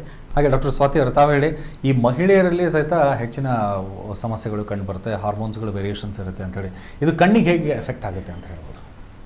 ಕಣ್ಣಿಗೂ ಅದರ ದುಷ್ಪರಿಣಾಮಗಳಿರ್ತವೆ. ಹಾರ್ಮೋನಲ್ ವೇರಿಯೇಷನ್ ಆಗೋದ್ರಿಂದ ಸಹಜವಾಗಿ ಡ್ರೈನೆಸ್ ಇನ್ ದಿ ಐ ಅಂತೀವಿ, ಕಣ್ಣುರಿ ಬರೋದು, ರೆಡ್ನೆಸ್ ಆಗೋದು, ಇಂಥವೆಲ್ಲ ಭಾಳ ಕಾಮನ್. ಆ ಸರ್ಟನ್ ಏಜ್ ಗ್ರೂಪ್, ಇವಾಗ ಪೋಸ್ಟ್ ಮೆನೋಪಾಸಲ್ ಏಜ್ ಗ್ರೂಪಲ್ಲಿ ಎಲ್ಲ ಬಹಳ ಕಾಮನ್ ಆಗಿರುತ್ತೆ. ಹಾಗೆ ಪ್ರೆಗ್ನೆನ್ಸಿಯಲ್ಲಿ ಕೂಡ ಹಾರ್ಮೋನಲ್ ವ್ಯತ್ಯಾಸಗಳಾಗ್ತಾ ಇರ್ತವೆ. ಅದರಿಂದಾಗಿ ಟೆಂಪ್ರರಿಲಿ ಗ್ಲಾಸ್ ನಂಬರ್ಸ್ ಬರ್ತವೆ ಕೆಲವರಲ್ಲಿ, ಅಥವಾ ಗ್ಲಾಸಸ್ ಹಾಕ್ಕೊಳ್ಳೋರಲ್ಲಿ ನಂಬರ್ ಸ್ವಲ್ಪ ಹೆಚ್ಚು ಕಮ್ಮಿ ಆಗೋ ಚಾನ್ಸಸ್ ಕೂಡ ಇರ್ತದೆ. ಹಾಗೆ ಮಹಿಳೆಯರಲ್ಲಿ ಥೈರಾಯ್ಡ್ ಸಮಸ್ಯೆಗಳು ಬಹಳ ಕಾಮನ್. ಸೊ ಈ ಥೈರಾಯ್ಡ್ದ ದುಷ್ಪರಿಣಾಮ ಏನು ಅಂದರೆ, ಒಂದು ಕಣ್ಣಲ್ಲಿ ಡ್ರೈನೆಸ್ ಬರುತ್ತೆ, ಯಾಕಂತಂದರೆ ಕಣ್ಣೀರು ಉತ್ಪಾದನೆ ಸ್ವಲ್ಪ ಕಮ್ಮಿ ಆಗಿರುತ್ತೆ. ಅದ್ರ ಜೊತೆಗೆ ಕೆಲವು ಸರ್ತಿ ಹೈಪರ್ ಅಥವಾ ಬಹಳ ಹೈಪೋ ಹೊಟ್ಟೋಗ್ಬಿಡುತ್ತೆ. ಅದಕ್ಕೆ ನಾವು ಆಟೋ ಇಮ್ಯೂನ್ ಥೈರಾಯ್ಡೈಟಿಸ್ ಅಂತೀವಿ. ಸೊ ಆವಾಗಿಂದ ಕಣ್ಣಲ್ಲಿ ಬೇರೆ ಬೇರೆ ಸಮಸ್ಯೆಗಳು ಶುರುವಾಗುತ್ತೆ. ಕಣ್ಣು ಸುತ್ತಲೂ ಫ್ಯಾಟ್ ಟಿಶ್ಯೂ ಇರ್ತವೆ, ಅವೆಲ್ಲ ಉಪ್ಕೊಳ್ಳೋಕೆ ಶುರು ಆಗೋದ್ರಿಂದ ಕಣ್ಣು ಸ್ವಲ್ಪ ಬಹಳ ದೊಡ್ಡದಾಗಿ ಅನ್ಸೋಕ್ಕೆ ಶುರುವಾಗುತ್ತೆ, ಕಣ್ಣು ಗುಡ್ಡೆಗಳು ಆಚೆ ಬಂದಾಗ ಅನಿಸುತ್ತೆ. ಸೊ ಇಂಥವೆಲ್ಲ ಲೇಡೀಸಲ್ಲಿ ಸ್ವಲ್ಪ ಕಾಮನ್ ಆಗಿರುತ್ತೆ. ಓಕೆ, ಹಾಗೆ ಲೇಡೀಸ್ ಅಂತ ಹೇಳ್ತಾ ಇದ್ರೆ, ಇನ್ನು ಯುವಕ ಯುವತಿಯರಲ್ಲೂ ಸಹಿತ ತಮ್ಮಲ್ಲಿ ಬರುವಂಥ ತಮ್ಮ ಕಡ್ಬಮ್ಸ್ ಹಾಸ್ಪಿಟಲಲ್ಲಾಗಿರ್ಬೋದು ಅಥವಾ ತಾವು ಕನ್ಸಲ್ಟ್ ಮಾಡುವಂಥ ಪ್ರತಿ ಪೇಷಂಟ್ಸ್ಗಳಿಗೆ ಇತ್ತೀಚಿನ ವರದಿಗಳ ಪ್ರಕಾರ ತಮಗೆ ಯಾವ ರೀತಿ ಸಮಸ್ಯೆಗಳು ಹೆಚ್ಚಾಗಿ ಕಂಡು ಬರ್ತಾ ಇದೆ, ತಾವು ಯಾವ ರೀತಿ ಚಿಕಿತ್ಸೆನ ಹೆಚ್ಚಾಗಿ ನೀಡ್ತಾ ಇದ್ದೀರಿ ಅಂತ? ಬರುವಾಗ ಕೆಲವರು ಫಿಸಿಕಲ್ ಕಂಪ್ಲೇಂಟ್ಸ್ ಇಟ್ಕೊಂಡು ಬರ್ತಾರೆ. ನೀವು ಹೇಳ್ದಂಗೆ ಕಣ್ಣು ಉರ್ದಂಗೆ ಆಗುತ್ತೆ, ಹೆಡ್ ಫುಲ್ ಹೋಲೋಕ್ರೇನಿಯಲ್ ಹೆಡೇಕ್ ಅಂತ ಹೇಳ್ತೇವೆ, ಇಡೀ ತಲೆನೋವು ಬರುತ್ತೆ, ನಿದ್ದೆ ಚೆನ್ನಾಗಿ ಬರ್ತಾ ಇಲ್ಲ, ನಿದ್ದೆ ಮಾಡಿದ್ರು ಒಂಥರ ಫಟೀಗ್ ಸುಸ್ತು ಅನಿಸ್ತಾ ಇರುತ್ತೆ ಇಡೀ ದಿನ, ಮನಸ್ಸು ಸಮಾಧಾನ ಅನ್ಸಲ್ಲ, ಬೇಗ ಸಿಟ್ ಬರುತ್ತೆ, ಕೆಲಸದಲ್ಲಿ ಕಾನ್ಸಂಟ್ರೇಷನ್ ಇರಲ್ಲ. These are the main complaints ಅದೇ come with. Secondly memory related issues. ನೀವು ಹೇಳ್ದಂಗೆ ನೆನಪು ಶಕ್ತಿ ಇರಲ್ಲ, ಯಾಕೋ ಗೊತ್ತಿಲ್ಲ, ಏನ್ ನೋಡಿದ್ರು ಓದಿದ್ರು ನೆನಪು ಬರಲ್ಲ ಅಂತ ಹೇಳ್ತಾರೆ. So mobile, seeing mobile is a passive activity. Brain is also a muscle. So muscle develop ಆಗಬೇಕು ಅಂತ ಹೇಳಿದ್ರೆ ಆಕ್ಟಿವಿಟಿ ಮಾಡಬೇಕಾಗುತ್ತೆ. ರನ್ನಿಂಗ್ ಇರ್ಬೋದು, ವಾಕಿಂಗ್ ಇರ್ಬೋದು, ಗೇಮ್ಸ್ ಇರ್ಬೋದು, ಬೇಸಿಕ್ ಆಟ ಆಡೋದು. This will help in development of the brain. ಅದೇ ನಾವು ಪ್ಯಾಸಿವ್ ಆಗಿ ಕೂತು ಚಿಪ್ಸ್ ತಿಂದ್ಕೊಂಡು, bag of chips and mobile, deadly combination, obesity ಆಗುತ್ತೆ. Obesity is again contributing to mood related issues, low self esteem issues, as well as the gut brain axis. We think brain ಅಂದ್ರೆ ಬರೀ brain ಅಂತ, gut is the second brain. So gut ಅಲ್ಲಿ ನೀವು high saturated fats, oily chips ಅದೆಲ್ಲ ತಿಂದು you are contributing more to depressive symptoms. ಅದ್ರ ಜೊತೆಗೆ phone, looking at social media ನೋಡ್ಕೊಂಡು ಯಾರೋ ಎಲ್ಲೋ ಟ್ರಿಪ್ ಹೋಗ್ಬಿಟ್ಟಿದ್ದಾರೆ, ಯಾರೋ ಒಳ್ಳೆ ಪಿಕ್ಚರ್ ಹಾಕ್ಬಿಟ್ಟಿದ್ದಾರೆ, you looking at that and ಇನ್ನೂ ಜಾಸ್ತಿ ಲೋ ಸೆಲ್ಫ್ ಎಸ್ಟೀಮ್ ಆಗುತ್ತೆ. ಸೊ ಕಾಂಬಿನೇಷನ್, ಅದಕ್ಕೆ ಹೇಳಿದೆ ಡೆಡ್ಲಿ ಕಾಂಬಿನೇಷನ್ ಅಂತ. Looking at the phone with the bag of chips, sitting passively. ನಾ ವರ್ಡ್ ಪ್ಯಾಸಿವ್ ಯಾಕೆ ಯೂಸ್ ಮಾಡ್ತಿದ್ದೇವೆ, because most of them have become sedentary and passive. ಹೊರಗೆ ಹೋಗೋ ಕಾನ್ಸೆಪ್ಟೇ ಬಹಳ ಕಮ್ಮಿ ಆಗ್ಬಿಟ್ಟಿದೆ. So this leads to a lot of mood related symptoms. Irritability ಆಗಲಿ, mood, ಯಾವಾಗಲೂ ಮೂಡ್ ಅಂತ ಹೇಳಿದ್ರೆ ಸುಮ್ಮನೆ ಲೋ ಆಗಿ ಕುತ್ಕೋಬೇಕು ಅಂತ ಅಲ್ಲ. ಖಿನ್ನತೆ ಅಂತ ಹೇಳಿದ್ರೆ that is a very big misconception. Low ಆಗಿ ಒಂದ್ ಕಡೆ ರೂಮಲ್ಲಿ ಕೂತಿರ್ತಾರೆ ಅಂತ. ಬೇಗ ಸಿಟ್ ಆಗೋದು, ಬೇಗ ರೆಸ್ಟ್ಲೆಸ್ ಅನ್ಸೋದು, ನಿದ್ದೆ ಸರಿಯಾಗಿ ಬರಲ್ಲ, these are also signs of depression. Physical body pain ಅನ್ಸೋದು, these are also signs of depression. ಹೊಸ ಟೆಕ್ನಾಲಜಿಗಳು ಅಂತ ನಾವು ಹೇಳಿದಾಗ ಓವರ್ ಆಲ್ ಕಣ್ಣಿನ ಸಮಸ್ಯೆ ಅಂತ ಬಂತು ಅಂದ್ರೆ ಯಾವ ರೀತಿ ಇಂಪ್ಯಾಕ್ಟ್ ಅನ್ನ ನೀಡುತ್ತೆ ಅಂತ ತಾವು ಹೇಳ್ಬೋದು ತಮ್ಮಲ್ಲಿರುವಂಥ ಟೆಕ್ನಾಲಜಿ? ನಮ್ಮಲ್ಲಿರುವಂಥ ಟೆಕ್ನಾಲಜಿ ಮೊದಲನೇದಾಗಿ ನುರಿತ ವೈದ್ಯರು. So experts in all field, ಅಂದರೆ ಎಲ್ಲ ಸ್ಪೆಷಾಲಿಟಿ, ಕಣ್ಣಿನಂದರೆ ಕಾರ್ನಿಯಾ, ರೆಟಿನಾ, ಗ್ಲಾಕೋಮಾ, ಎಲ್ಲ ಥರದ ಕಾಯಿಲೆಗಳು ಇರುತ್ತೆ. ಸೊ ಎಲ್ಲ ಥರ ಕಾಯಿಲೆಗೂ ಎಕ್ಸ್ಪೀರಿಯನ್ಸ್ಡ್ ಫ್ರಮ್ ಗುಡ್ ಇನ್ಸ್ಟಿಟ್ಯೂಟ್ಸ್ ಇಂದ ಬಂದಿರೋಂತಕ್ಕಂಥ ನುರಿತ ವೈದ್ಯರಿದ್ದಾರೆ. ಅದು ಬಹಳ ಮುಖ್ಯ. ಜೊತೆಗೆ ಅದನ್ನು ಸಪೋರ್ಟಿವ್ ಆಗಿರೋಕ್ಕೆ ಸಪೋರ್ಟಿವ್ ಸ್ಟಾಫ್ ಆಲ್ಸೋ ಇಂಪಾರ್ಟೆಂಟ್. ಆ ಥರ ಎಕ್ಸ್ಪೀರಿಯನ್ಸ್ ಸಪೋರ್ಟಿವ್ ಸ್ಟಾಫು ತುಂಬ ಚೆನ್ನಾಗಿದ್ದಾರೆ. ಜೊತೆಗೆ ಅದನ್ನೆಲ್ಲ ವರ್ಡ್ ಮಧ್ಯೆ ಬೆಸೆಯುವಂಥ ಒಂದು ಸಾಮಗ್ರಿಗಳು. So instrumentation is very important. ಆಪ್ಥಲ್ಮಾಲಜಿಯಲ್ಲಿ ಕಣ್ಣಿನ ಸಾಧನೆಗಳು, ಕಣ್ಣಿನ ಎಕ್ವಿಪ್ಮೆಂಟ್ಸ್ ಬಹಳ ಮಹತ್ವದ ಕಾರ್ಯವನ್ನು ವಹಿಸುತ್ತವೆ. World class and cutting edge technology ಥರ ಎಲ್ಲ ಫೇಕೋ ಮೆಷಿನ್ಸ್ ಆಗಲಿ, OCT, ವಿಜುವಲ್ ಫೀಲ್ಡ್ಸ್, ಎಲ್ಲ ಪ್ಯಾಕಿಮೆಟ್ರಿ, ಸ್ಪೆಕ್ಯುಲರ್, ಎಲ್ಲ ಅತ್ಯಾಧುನಿಕವಾದ ಒಂದು ವಸ್ತುಗಳು, ಸಾಮಗ್ರಿಗಳು ಹಾಗೂ ಇನ್ಸ್ಟ್ರೂಮೆಂಟ್ಸ್ಗಳು ಅವೈಲೇಬಲ್ ಇದೆ. ಇವೆಲ್ಲವನ್ನು ಉಪಯೋಗಿಸಿಕೊಂಡು ನಾವು ಆ ಪೇಷಂಟಿನ ಒಂದು ಕಾಯಿಲೆಯ ಬಗ್ಗೆ ಒಂದು proper detection and early detection, ಅದು ಒಂದು. ಎರಡನೇದಾಗಿ ಅದು ಟ್ರೀಟ್ಮೆಂಟ್ ಮಾಡೋದಕ್ಕೆ ಬೇಕಾದಂಥ ಸಾಮಗ್ರಿಗಳು world class operation theatre and experience surgeons ಇರೋದ್ರಿಂದ ಟ್ರೀಟ್ಮೆಂಟ್ ಕೊಟ್ಟು ಅದನ್ನು ಫಾಲೋ ಮಾಡೋಕ್ಕೆ ಬೇಕಾದಂಥ ಸಾಮಗ್ರಿಗಳು. ಈ ಎಲ್ಲ ಟೆಕ್ನಾಲಜಿ ಆ್ಯಂಡ್ ಎಕ್ಸ್ಪೀರಿಯನ್ಸ್ಡ್ ಡಾಕ್ಟರ್ಸ್ ಇರೋದ್ರಿಂದ ಪೇಷಂಟ್ಸಿಗೆ ಒಂದು ಒಳ್ಳೆಯಾದ ಒಂದು ಟ್ರೀಟ್ಮೆಂಟ್ ಸಿಗುತ್ತೆ ಹಾಗೂ ಸ್ಯಾಟಿಸ್ಫೈಡ್ ಆಗಿ ಹೋಗ್ತಾರೆ. Okay fine. ಹಾಗೆ ಡಾಕ್ಟರ್ ನಿಶ್ಮಿತಾ ಅವರ, ಈಗ ನಾವು ಮೊಬೈಲ್ ಆಮೇಲೆ ಕಣ್ಣು ಹಾಗೂ ಬ್ರೈನ್ ಬಗ್ಗೆ ಮಾತಾಡ್ತಾ ಇದ್ದೀವಿ. ಮೊಬೈಲ್ ಆಧಾರವಾಗಿಟ್ಕೊಂಡು ಮೊಬೈಲ್ ಇಶ್ಯೂಸ್ಗಳನ್ನು ತೆಗೆದುಕೊಂಡು ಅವರು ಬ್ರೈನಿಗೆ ಎಫೆಕ್ಟ್ ಆಗಿರುವಂಥ ವಿಷಯಗಳು ಅಥವಾ ಎಕ್ಸಾಂಪಲ್ಸ್ಗಳು ತಮಗೆ ಈ ಪೇಷಂಟ್ಸ್ ಮೂಲಕ ಏನಾದರೂ ಬಂದಿದೆಯಾ ತಮ್ಮ ಕಡ್ಬಮ್ಸ್ ಹಾಸ್ಪಿಟಲ್ನಲ್ಲಿ? ಡೆಫಿನೆಟ್ಲಿ. ಇನ್ಫ್ಯಾಕ್ಟ್ ಮೊಬೈಲ್ ಒಂದೊಂದ್ಸಲ it's a gate way for more substances ಅಂತಾನೂ ಹೇಳ್ಬೋದು ಕೆಲವು ಸಲ. ಸೊ ಆಸ್ ಚೈಲ್ಡ್ಹುಡ್ ನಾ ಹೇಳ್ದಂಗೆ ಐ ಮೆನ್ಷನ್ ಅಬೌಟ್ ಡೋಪೋಮಿನ್, ಆ ಕಿಕ್ ಬೇಕು ಅಂತ ಹೇಳಿ ಫಸ್ಟ್ ಮೊಬೈಲ್ ಇಂದ ಶುರು ಆಗುತ್ತೆ. ಆಮೇಲೆ ಸ್ಕೂಲಿಗೆ ಹೋಗ್ತಾರೆ, ಕಾಲೇಜಸ್ಗೆ ಹೋಗ್ತಾರೆ, ಆಕ್ಸೆಸ್ ಅಂತೂ ಬಹಳ ಇದೆ ಇವಾಗ. It could start with the cigarette, it can progress to alcohol, it can progress to weed, ganja, cannabis ಹೇಳ್ತಾರೆ. ಟು ದ್ಯಾಟ್ ಎಕ್ಸ್ಟೆಂಟ್ ಹೋಗೋ ಪೇಷಂಟ್ಸ್ ನಾವು ನೋಡಿದ್ದೇವೆ. One more issue we see is gambling. Again mobile access ಇರುತ್ತೆ, ಯಾವುದೋ ad ಬರುತ್ತೆ, they click on it and ಒಂದ್ಸಲ ಸ್ವಲ್ಪ ದುಡ್ಡು ಬಂತು, ಇನ್ನೊಂದು ಸ್ವಲ್ಪ ಟ್ರೈ ಮಾಡೋಣ ಬರ್ಬೋದು ಅಂತ ಹಿಂಗೆ ಹೋಗಿ ಹೋಗಿ ಕೋಟಿಗಟ್ಟಲೆ ಲಾಸ್ ಆಗಿರೋ ಪೇಷಂಟ್ಸ್ನ ನಾವು ನೋಡಿದ್ದೇವೆ. ಆ್ಯಂಡ್ ದೆನ್ ಅಗೇನ್ ಒಂದು ಸೈಕಲ್ ಆಗಿಬಿಡುತ್ತೆ, ಅದು ಕಳ್ದಿನಿ ಬರ್ಬಹುದು ದುಡ್ಡು ಅಂತ ಹೇಳಿ ಮತ್ತೆ ಶುರು ಮಾಡಿಬಿಡೋದು, ಮತ್ತೆ ಲಾಸ್ ಆಗುತ್ತೆ. ಇದರಿಂದಾಗಿ ಫ್ಯಾಮಿಲಿ ರಿಲೇಟೆಡ್ ಇಶ್ಯೂಸ್ ಆಗುತ್ತೆ, personal related issues, husband wife issues ಆಗಲಿ, ಪೇರೆಂಟ್ಸ್ ಜೊತೆ ಇಶ್ಯೂಸ್ ಆಗಲಿ, ಪ್ಲಸ್ ತನ್ನದೇ ಸೆಲ್ಫ್ ಎಸ್ಟೀಮ್ ಕಮ್ಮಿ ಆಗೋದು, ಆತ್ಮಗೌರವ ಕಮ್ಮಿ ಆಗೋದು, ನನ್ಗೆ ಮಾಡೋಕ್ಕಾಗುತ್ತೋ ಇಲ್ವೋ ಅಂತ ಹೇಳಿ ಡೌಟ್ ಪಡೋದು, ಆಂಕ್ಷಿಯಸ್ ಅನ್ಸೋದು. ಕೆಲ್ಸದಲ್ಲಿ ಇರ್ತಾರೆ ಬಟ್ ತಲೆಯಲ್ಲಿ ಅದೇ ಇರುತ್ತೆ, ಯಾವಾಗ ನಾನು ಫೋನ್ ತಗೊಂಡ್ಬಿಟ್ಟು ನಾನು ಗ್ಯಾಮ್ಲಿಂಗ್ ಶುರು ಮಾಡಿ ಸ್ವಲ್ಪ ದುಡ್ಡು ಯಾವಾಗ ಅರ್ನ್ ಮಾಡ್ತೀನಿ ಅಂತ ಹೇಳೋದು. ಸೊ ಈ ತರದ್ದು ಸಿಂಪ್ಟಮ್ಸ್ ನಾವು ಕಾಮನ್ಲಿ ಕಂಡುಬಿಡ್ತೇವೆ. ಓಕೆ, ಅಂದರೆ ಇಂಥ ಒಂದು ರಿಹ್ಯಾಬಿಲೇಷನ್ ಸೆಂಟ್ರಲ್ಲಿ ತಮ್ಮಲ್ಲಿ ಬಂದರು ಅಂದರೆ ಈಗ ವಯಸ್ಸಿನ ಅಂತರ, ಫಾರ್ ಎಕ್ಸಾಂಪಲ್ ಒಂದು 18ರಿಂದ 25-30 ವಯಸ್ಸಿನವರು ಸ್ವಲ್ಪ ಜಾಸ್ತಿ ಹಣ ಅದು ದುಡ್ಡು ಮಾಡಬೇಕು ಅನ್ನೋ ಆಸೆಯಲ್ಲಿ ಇರ್ತಾರೆ, ಅಥವಾ ಹಣದ ಅವಶ್ಯಕತೆ ಹೆಚ್ಚಾದಾಗ ಇಂಥ ಒಂದು ಸ್ಥಿತಿಗೆ ಹೋಗ್ತಾರೆ. ಅಂದರೆ ಇಂಥ ಸ್ಥಿತಿಯಿಂದ ನೀವು ಹೊರತರೋದು ಹೇಗೆ ಅಂತ, ಅವರಿಗೆ ಯಾವ ರೀತಿ ಕೌನ್ಸಿಲಿಂಗ್ ಥರ ಮಾಡ್ತೀರಾ ಅಥವಾ ಹೇಗೆ? So it starts with first of all assessment. ಇವಾಗ ಅಂಡರ್ಲೈಯಿಂಗ್ ಏನಾದರೂ ಕೆಲವರಿಗೆ ಲೋನ್ಲಿನೆಸ್, ಎಂಗ್ಸೈಟಿಯಿಂದಾಗಿ ಅವ್ರು ಏನೋ ಬೇಕು, ಫ್ಯಾಮಿಲಿ ಸಪೋರ್ಟ್ ಇಲ್ಲ ಅಥವಾ ಸೋಷಿಯಲ್ ಸರ್ಕಲ್ ತುಂಬ ಪುವರ್ ಇದೆ, ಇಂಟ್ರೋವರ್ಟ್ಸ್ ಇರ್ತಾರೆ, they lean on to this. So underlying anxiety, depressive symptoms ಇದ್ರೆ ಅದನ್ನ ವಿತ್ ಮೆಡಿಕೇಶನ್ಸ್ ಟ್ರೀಟ್ ಮಾಡ್ತೀವಿ. ಪ್ಯೂರ್ ಅಡಿಕ್ಷನ್ ರಿಲೇಟೆಡ್ ಇಶ್ಯೂಸ್ ಅಂತ ಹೇಳಿದ್ರೆ first we can try with therapy, cognitive behaviour therapy ಅಂತ ಹೇಳ್ತೀವಿ. That is basically counselling in simple words ಹೇಳಬೇಕು ಅಂತ ಹೇಳಿದ್ರೆ. With that with the combination of impulse control medications try ಮಾಡ್ತೀವಿ. This is out patient based treatment. ಇಲ್ಲ fail ಆಗ್ತಿದೆ ಹೇಳ್ತಾರೆ, ಇಲ್ಲ ಫೋನ್ ಏನ್ ಮಾಡೋದು, ಹೊರಗೆ ಹೋದಾಗ ಫೋನ್ ಇದ್ದೇ ಇರುತ್ತೆ, ಒಳಗಿಟ್ಬಿಟ್ರು ಕಬ್ಬಡಿಂದ ತಗೊಂಡ್ಬಿಡ್ತೀನಿ ಅಂತ. In that cases we can always offer an option of rehabilitation, a month or 3 months where they stay inside, routine activities, yoga, meditation, all of this. Again, yoga, meditation ಯಾಕೆ ಹೇಳ್ತಿದ್ದೀನಿ, it will increase dopamine naturally. So mood symptoms improve naturally. So scheduling activities and staying away from phone, involving in your hobbies, music ಇರ್ಬೋದು, physical activities ಇರ್ಬೋದು, games ಇರ್ಬೋದು, all of ದಿಸ್ನ restart ಮಾಡೋಕ್ಕೆ help ಮಾಡುತ್ತೆ. Okay, ಹಾಗೆ doctor Swati ಅವರೇ, ಈಗ ಕನ್ನಡಕ ಅಂತ ಬಂತು ಅಂದರೆ ಅದರಲ್ಲಿ ಸಾಕಷ್ಟು ವಿಧವಾಗಿರುವಂಥದ್ದು, ಸ್ಟೈಲಿಶ್ ಆಗಿದೆ, ಸಿಕ್ಕಾಪಟ್ಟೆ ಕಾಸ್ಟ್ಲಿ ಇದೆ, ಆವ್ರೇಜ್ ಕಾಸ್ಟ್ ಇದೆ.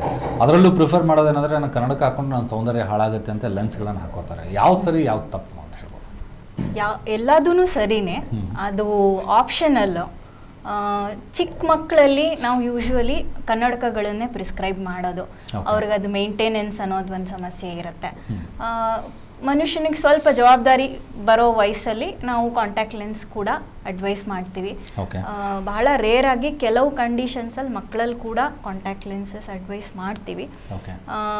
ಸೊ ಎರಡೂ ಒಳ್ಳೆಯದೇ, ಕೆಟ್ಟದು ಅಂತಲ್ಲ. ಕಾಂಟ್ಯಾಕ್ಟ್ ಲೆನ್ಸ್ ಬಳಸೋರು ಸ್ವಲ್ಪ ಹೈಜೀನ್ ಕಡೆ ಸ್ವಲ್ಪ ಗಮನ ಇಟ್ಕೋಬೇಕು. ಆ್ಯಸ್ ಲಾಂಗ್ ಆ್ಯಸ್ ನೀವು ಅದನ್ನೆಲ್ಲ ಫಾಲೋ ಮಾಡ್ತಿದ್ದೀರಾ, ಎರಡೂ ವಿಷನ್ ವೈಸ್ ಎರಡೂ ಉತ್ತಮವಾದ ವಿಷನ್ನೇ ಕೊಡುತ್ತೆ. ಹಾಗೇನು ವ್ಯತ್ಯಾಸ ಪೇರೆಂಟ್ಸ್ ಅಲ್ಲಿ ಇದೊಂದು ಬಹಳಷ್ಟು ಅನುಮಾನ ಇರುತ್ತೆ, ಮಕ್ಕಳು ಕನ್ನಡಕ ಹಾಕೊಂಡ್ಬಿಟ್ರೆ ಬೇರೆ ಏನು ಆಲ್ಟರ್ನೇಟಿವ್ ಇಲ್ಲ ಅಂತ. ಯಾಕಂದ್ರೆ ಕೆಲವು ಮಕ್ಕಳು ಬಹಳಷ್ಟು ಆಕ್ಟಿವ್ ಇರ್ತಾರೆ, ಅವ್ರ ಸ್ಪೋರ್ಟಿಂಗ್ ಅಲ್ಲಿ ಆಕ್ಟಿವಿಟೀಸ್ ಇರುತ್ತೆ. They are chess champions or sporting contact sports ಅಂತಾರೆ, ಫುಟ್ಬಾಲ್, ಬಾಸ್ಕೆಟ್ಬಾಲ್. ಆ ಒಂದು ಸ್ಪೋರ್ಟ್ಸಲ್ಲಿ ಅವ್ರಿಗೆ ಕನ್ನಡಕ ಹಾಕೋದಕ್ಕೆ ಸ್ವಲ್ಪ ಅಡಚಣೆ ಆಗ್ಬೋದು ಅಂತ ಅವ್ರನ್ನ ಅವಾಯ್ಡ್ ಮಾಡೋಕೆ ಹೋಗ್ತಾರೆ, ಅವ್ರ ಪರ್ಫಾರ್ಮೆನ್ಸ್ ಹಾಳಾಗುತ್ತೆ. ಅದಕ್ಕೆ ಕಾಂಟ್ಯಾಕ್ಟ್ ಲೆನ್ಸ್ ಯೂಸ್ ಮಾಡ್ಬೋದು under the supervision of parents ಆ ಥರ. ಸೊ ಅವ್ರ ಸ್ಪೋರ್ಟ್ಸ್ ಇಂದ ಆಕ್ಟಿವಿಟಿಯಿಂದ ದೂರ ಉಳಿಯೋದು ಅವಶ್ಯಕತೆ ಇಲ್ಲ, ಬಟ್ ಅದಕ್ಕೆ ಸಾಧನೆಗಳು ಇದಾವೆ. ಡೈಲಿ ಡಿಸ್ಪೋಸಬಲ್ ಕಾಂಟ್ಯಾಕ್ಟ್ ಲೆನ್ಸ್ ಅಂತ ಯೂಸ್ ಮಾಡ್ಕೋಬಹುದು. ಆ ಆಕ್ಟಿವಿಟಿ ಮುಗಿದ್ಮೇಲೆ, ಸ್ಪೋರ್ಟಿಂಗ್ ಆಕ್ಟಿವಿಟಿ ಮುಗಿದ್ಮೇಲೆ ಬಂದ್ಮೇಲೆ ತಕ್ಕೋಬಹುದು. ಎರಡನೇದಾಗಿ ಅದಕ್ಕೆ ಸ್ಪೆಷಲ್ ಈಗ ಕನ್ನಡಕ ನಂಬರ್ಗೆ ಆರ್ಥೋ ಕೆರಟಾಲಜಿ ಅಂತ ಹೊಸ ಥರದ ಒಂದು ಕಾಂಟ್ಯಾಕ್ಟ್ ಲೆನ್ಸ್ಗಳು ಬರ್ತಾ ಇದ್ದಾವೆ. ಅದು ರಾತ್ರಿ ಹೊತ್ತಿನಲ್ಲಿ ಹಾಕೊಂಡು ಬೆಳಗ್ಗೆ ಹೊತ್ತಿನಲ್ಲಿ ತೆಗಿಬೇಕು. ಬೆಳಗ್ಗೆ ಹೊತ್ತಿನಲ್ಲಿ ಅವ್ರ ದೃಷ್ಟಿ ಸರಿ ಇರುತ್ತೆ, ರಾತ್ರಿ ಮತ್ತೆ ಹಾಕೋಬೇಕು.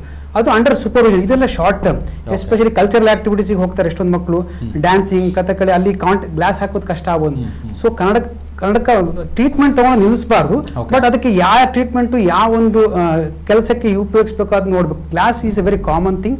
ಅದರಲ್ಲೂ ನೀವು ಹೇಳ್ದಂಗೆ ಫ್ಯಾಷನೇಬಲ್ ಕರೆಕ್ಟು, ಆದರೆ ಅದು ಪಾಲಿಕಾರ್ಬನೇಟ್ ಅಂತ ಬರುತ್ತೆ, ಅದು ಬೇಗ ಮುರಿಯೋದಿಲ್ಲ. ಎರಡನೇದಾಗಿ ಪ್ಲಾಸ್ಟಿಕ್ ಬೇಸ್ಡ್ ಬರುತ್ತೆ, not A glass based. Glass ಅದೇ ಒಡ್ಕೊಂಡು ಮಕ್ಕಳು ಇಂಜುರಿ ಮಾಡ್ಕೊಳ್ಳೋದು ಕಾಮನ್, ಬೀಳಿಸ್ಕೊಳ್ಳೋದು, ಹೊಡೆಯೋದು. ಸೊ ಹಾಗೆ ಗ್ಲಾಸ್ ಇರುವಂಥ ಗ್ಲಾಸಸ್ನ ಯೂಸ್ ಮಾಡಬಾರ್ದು.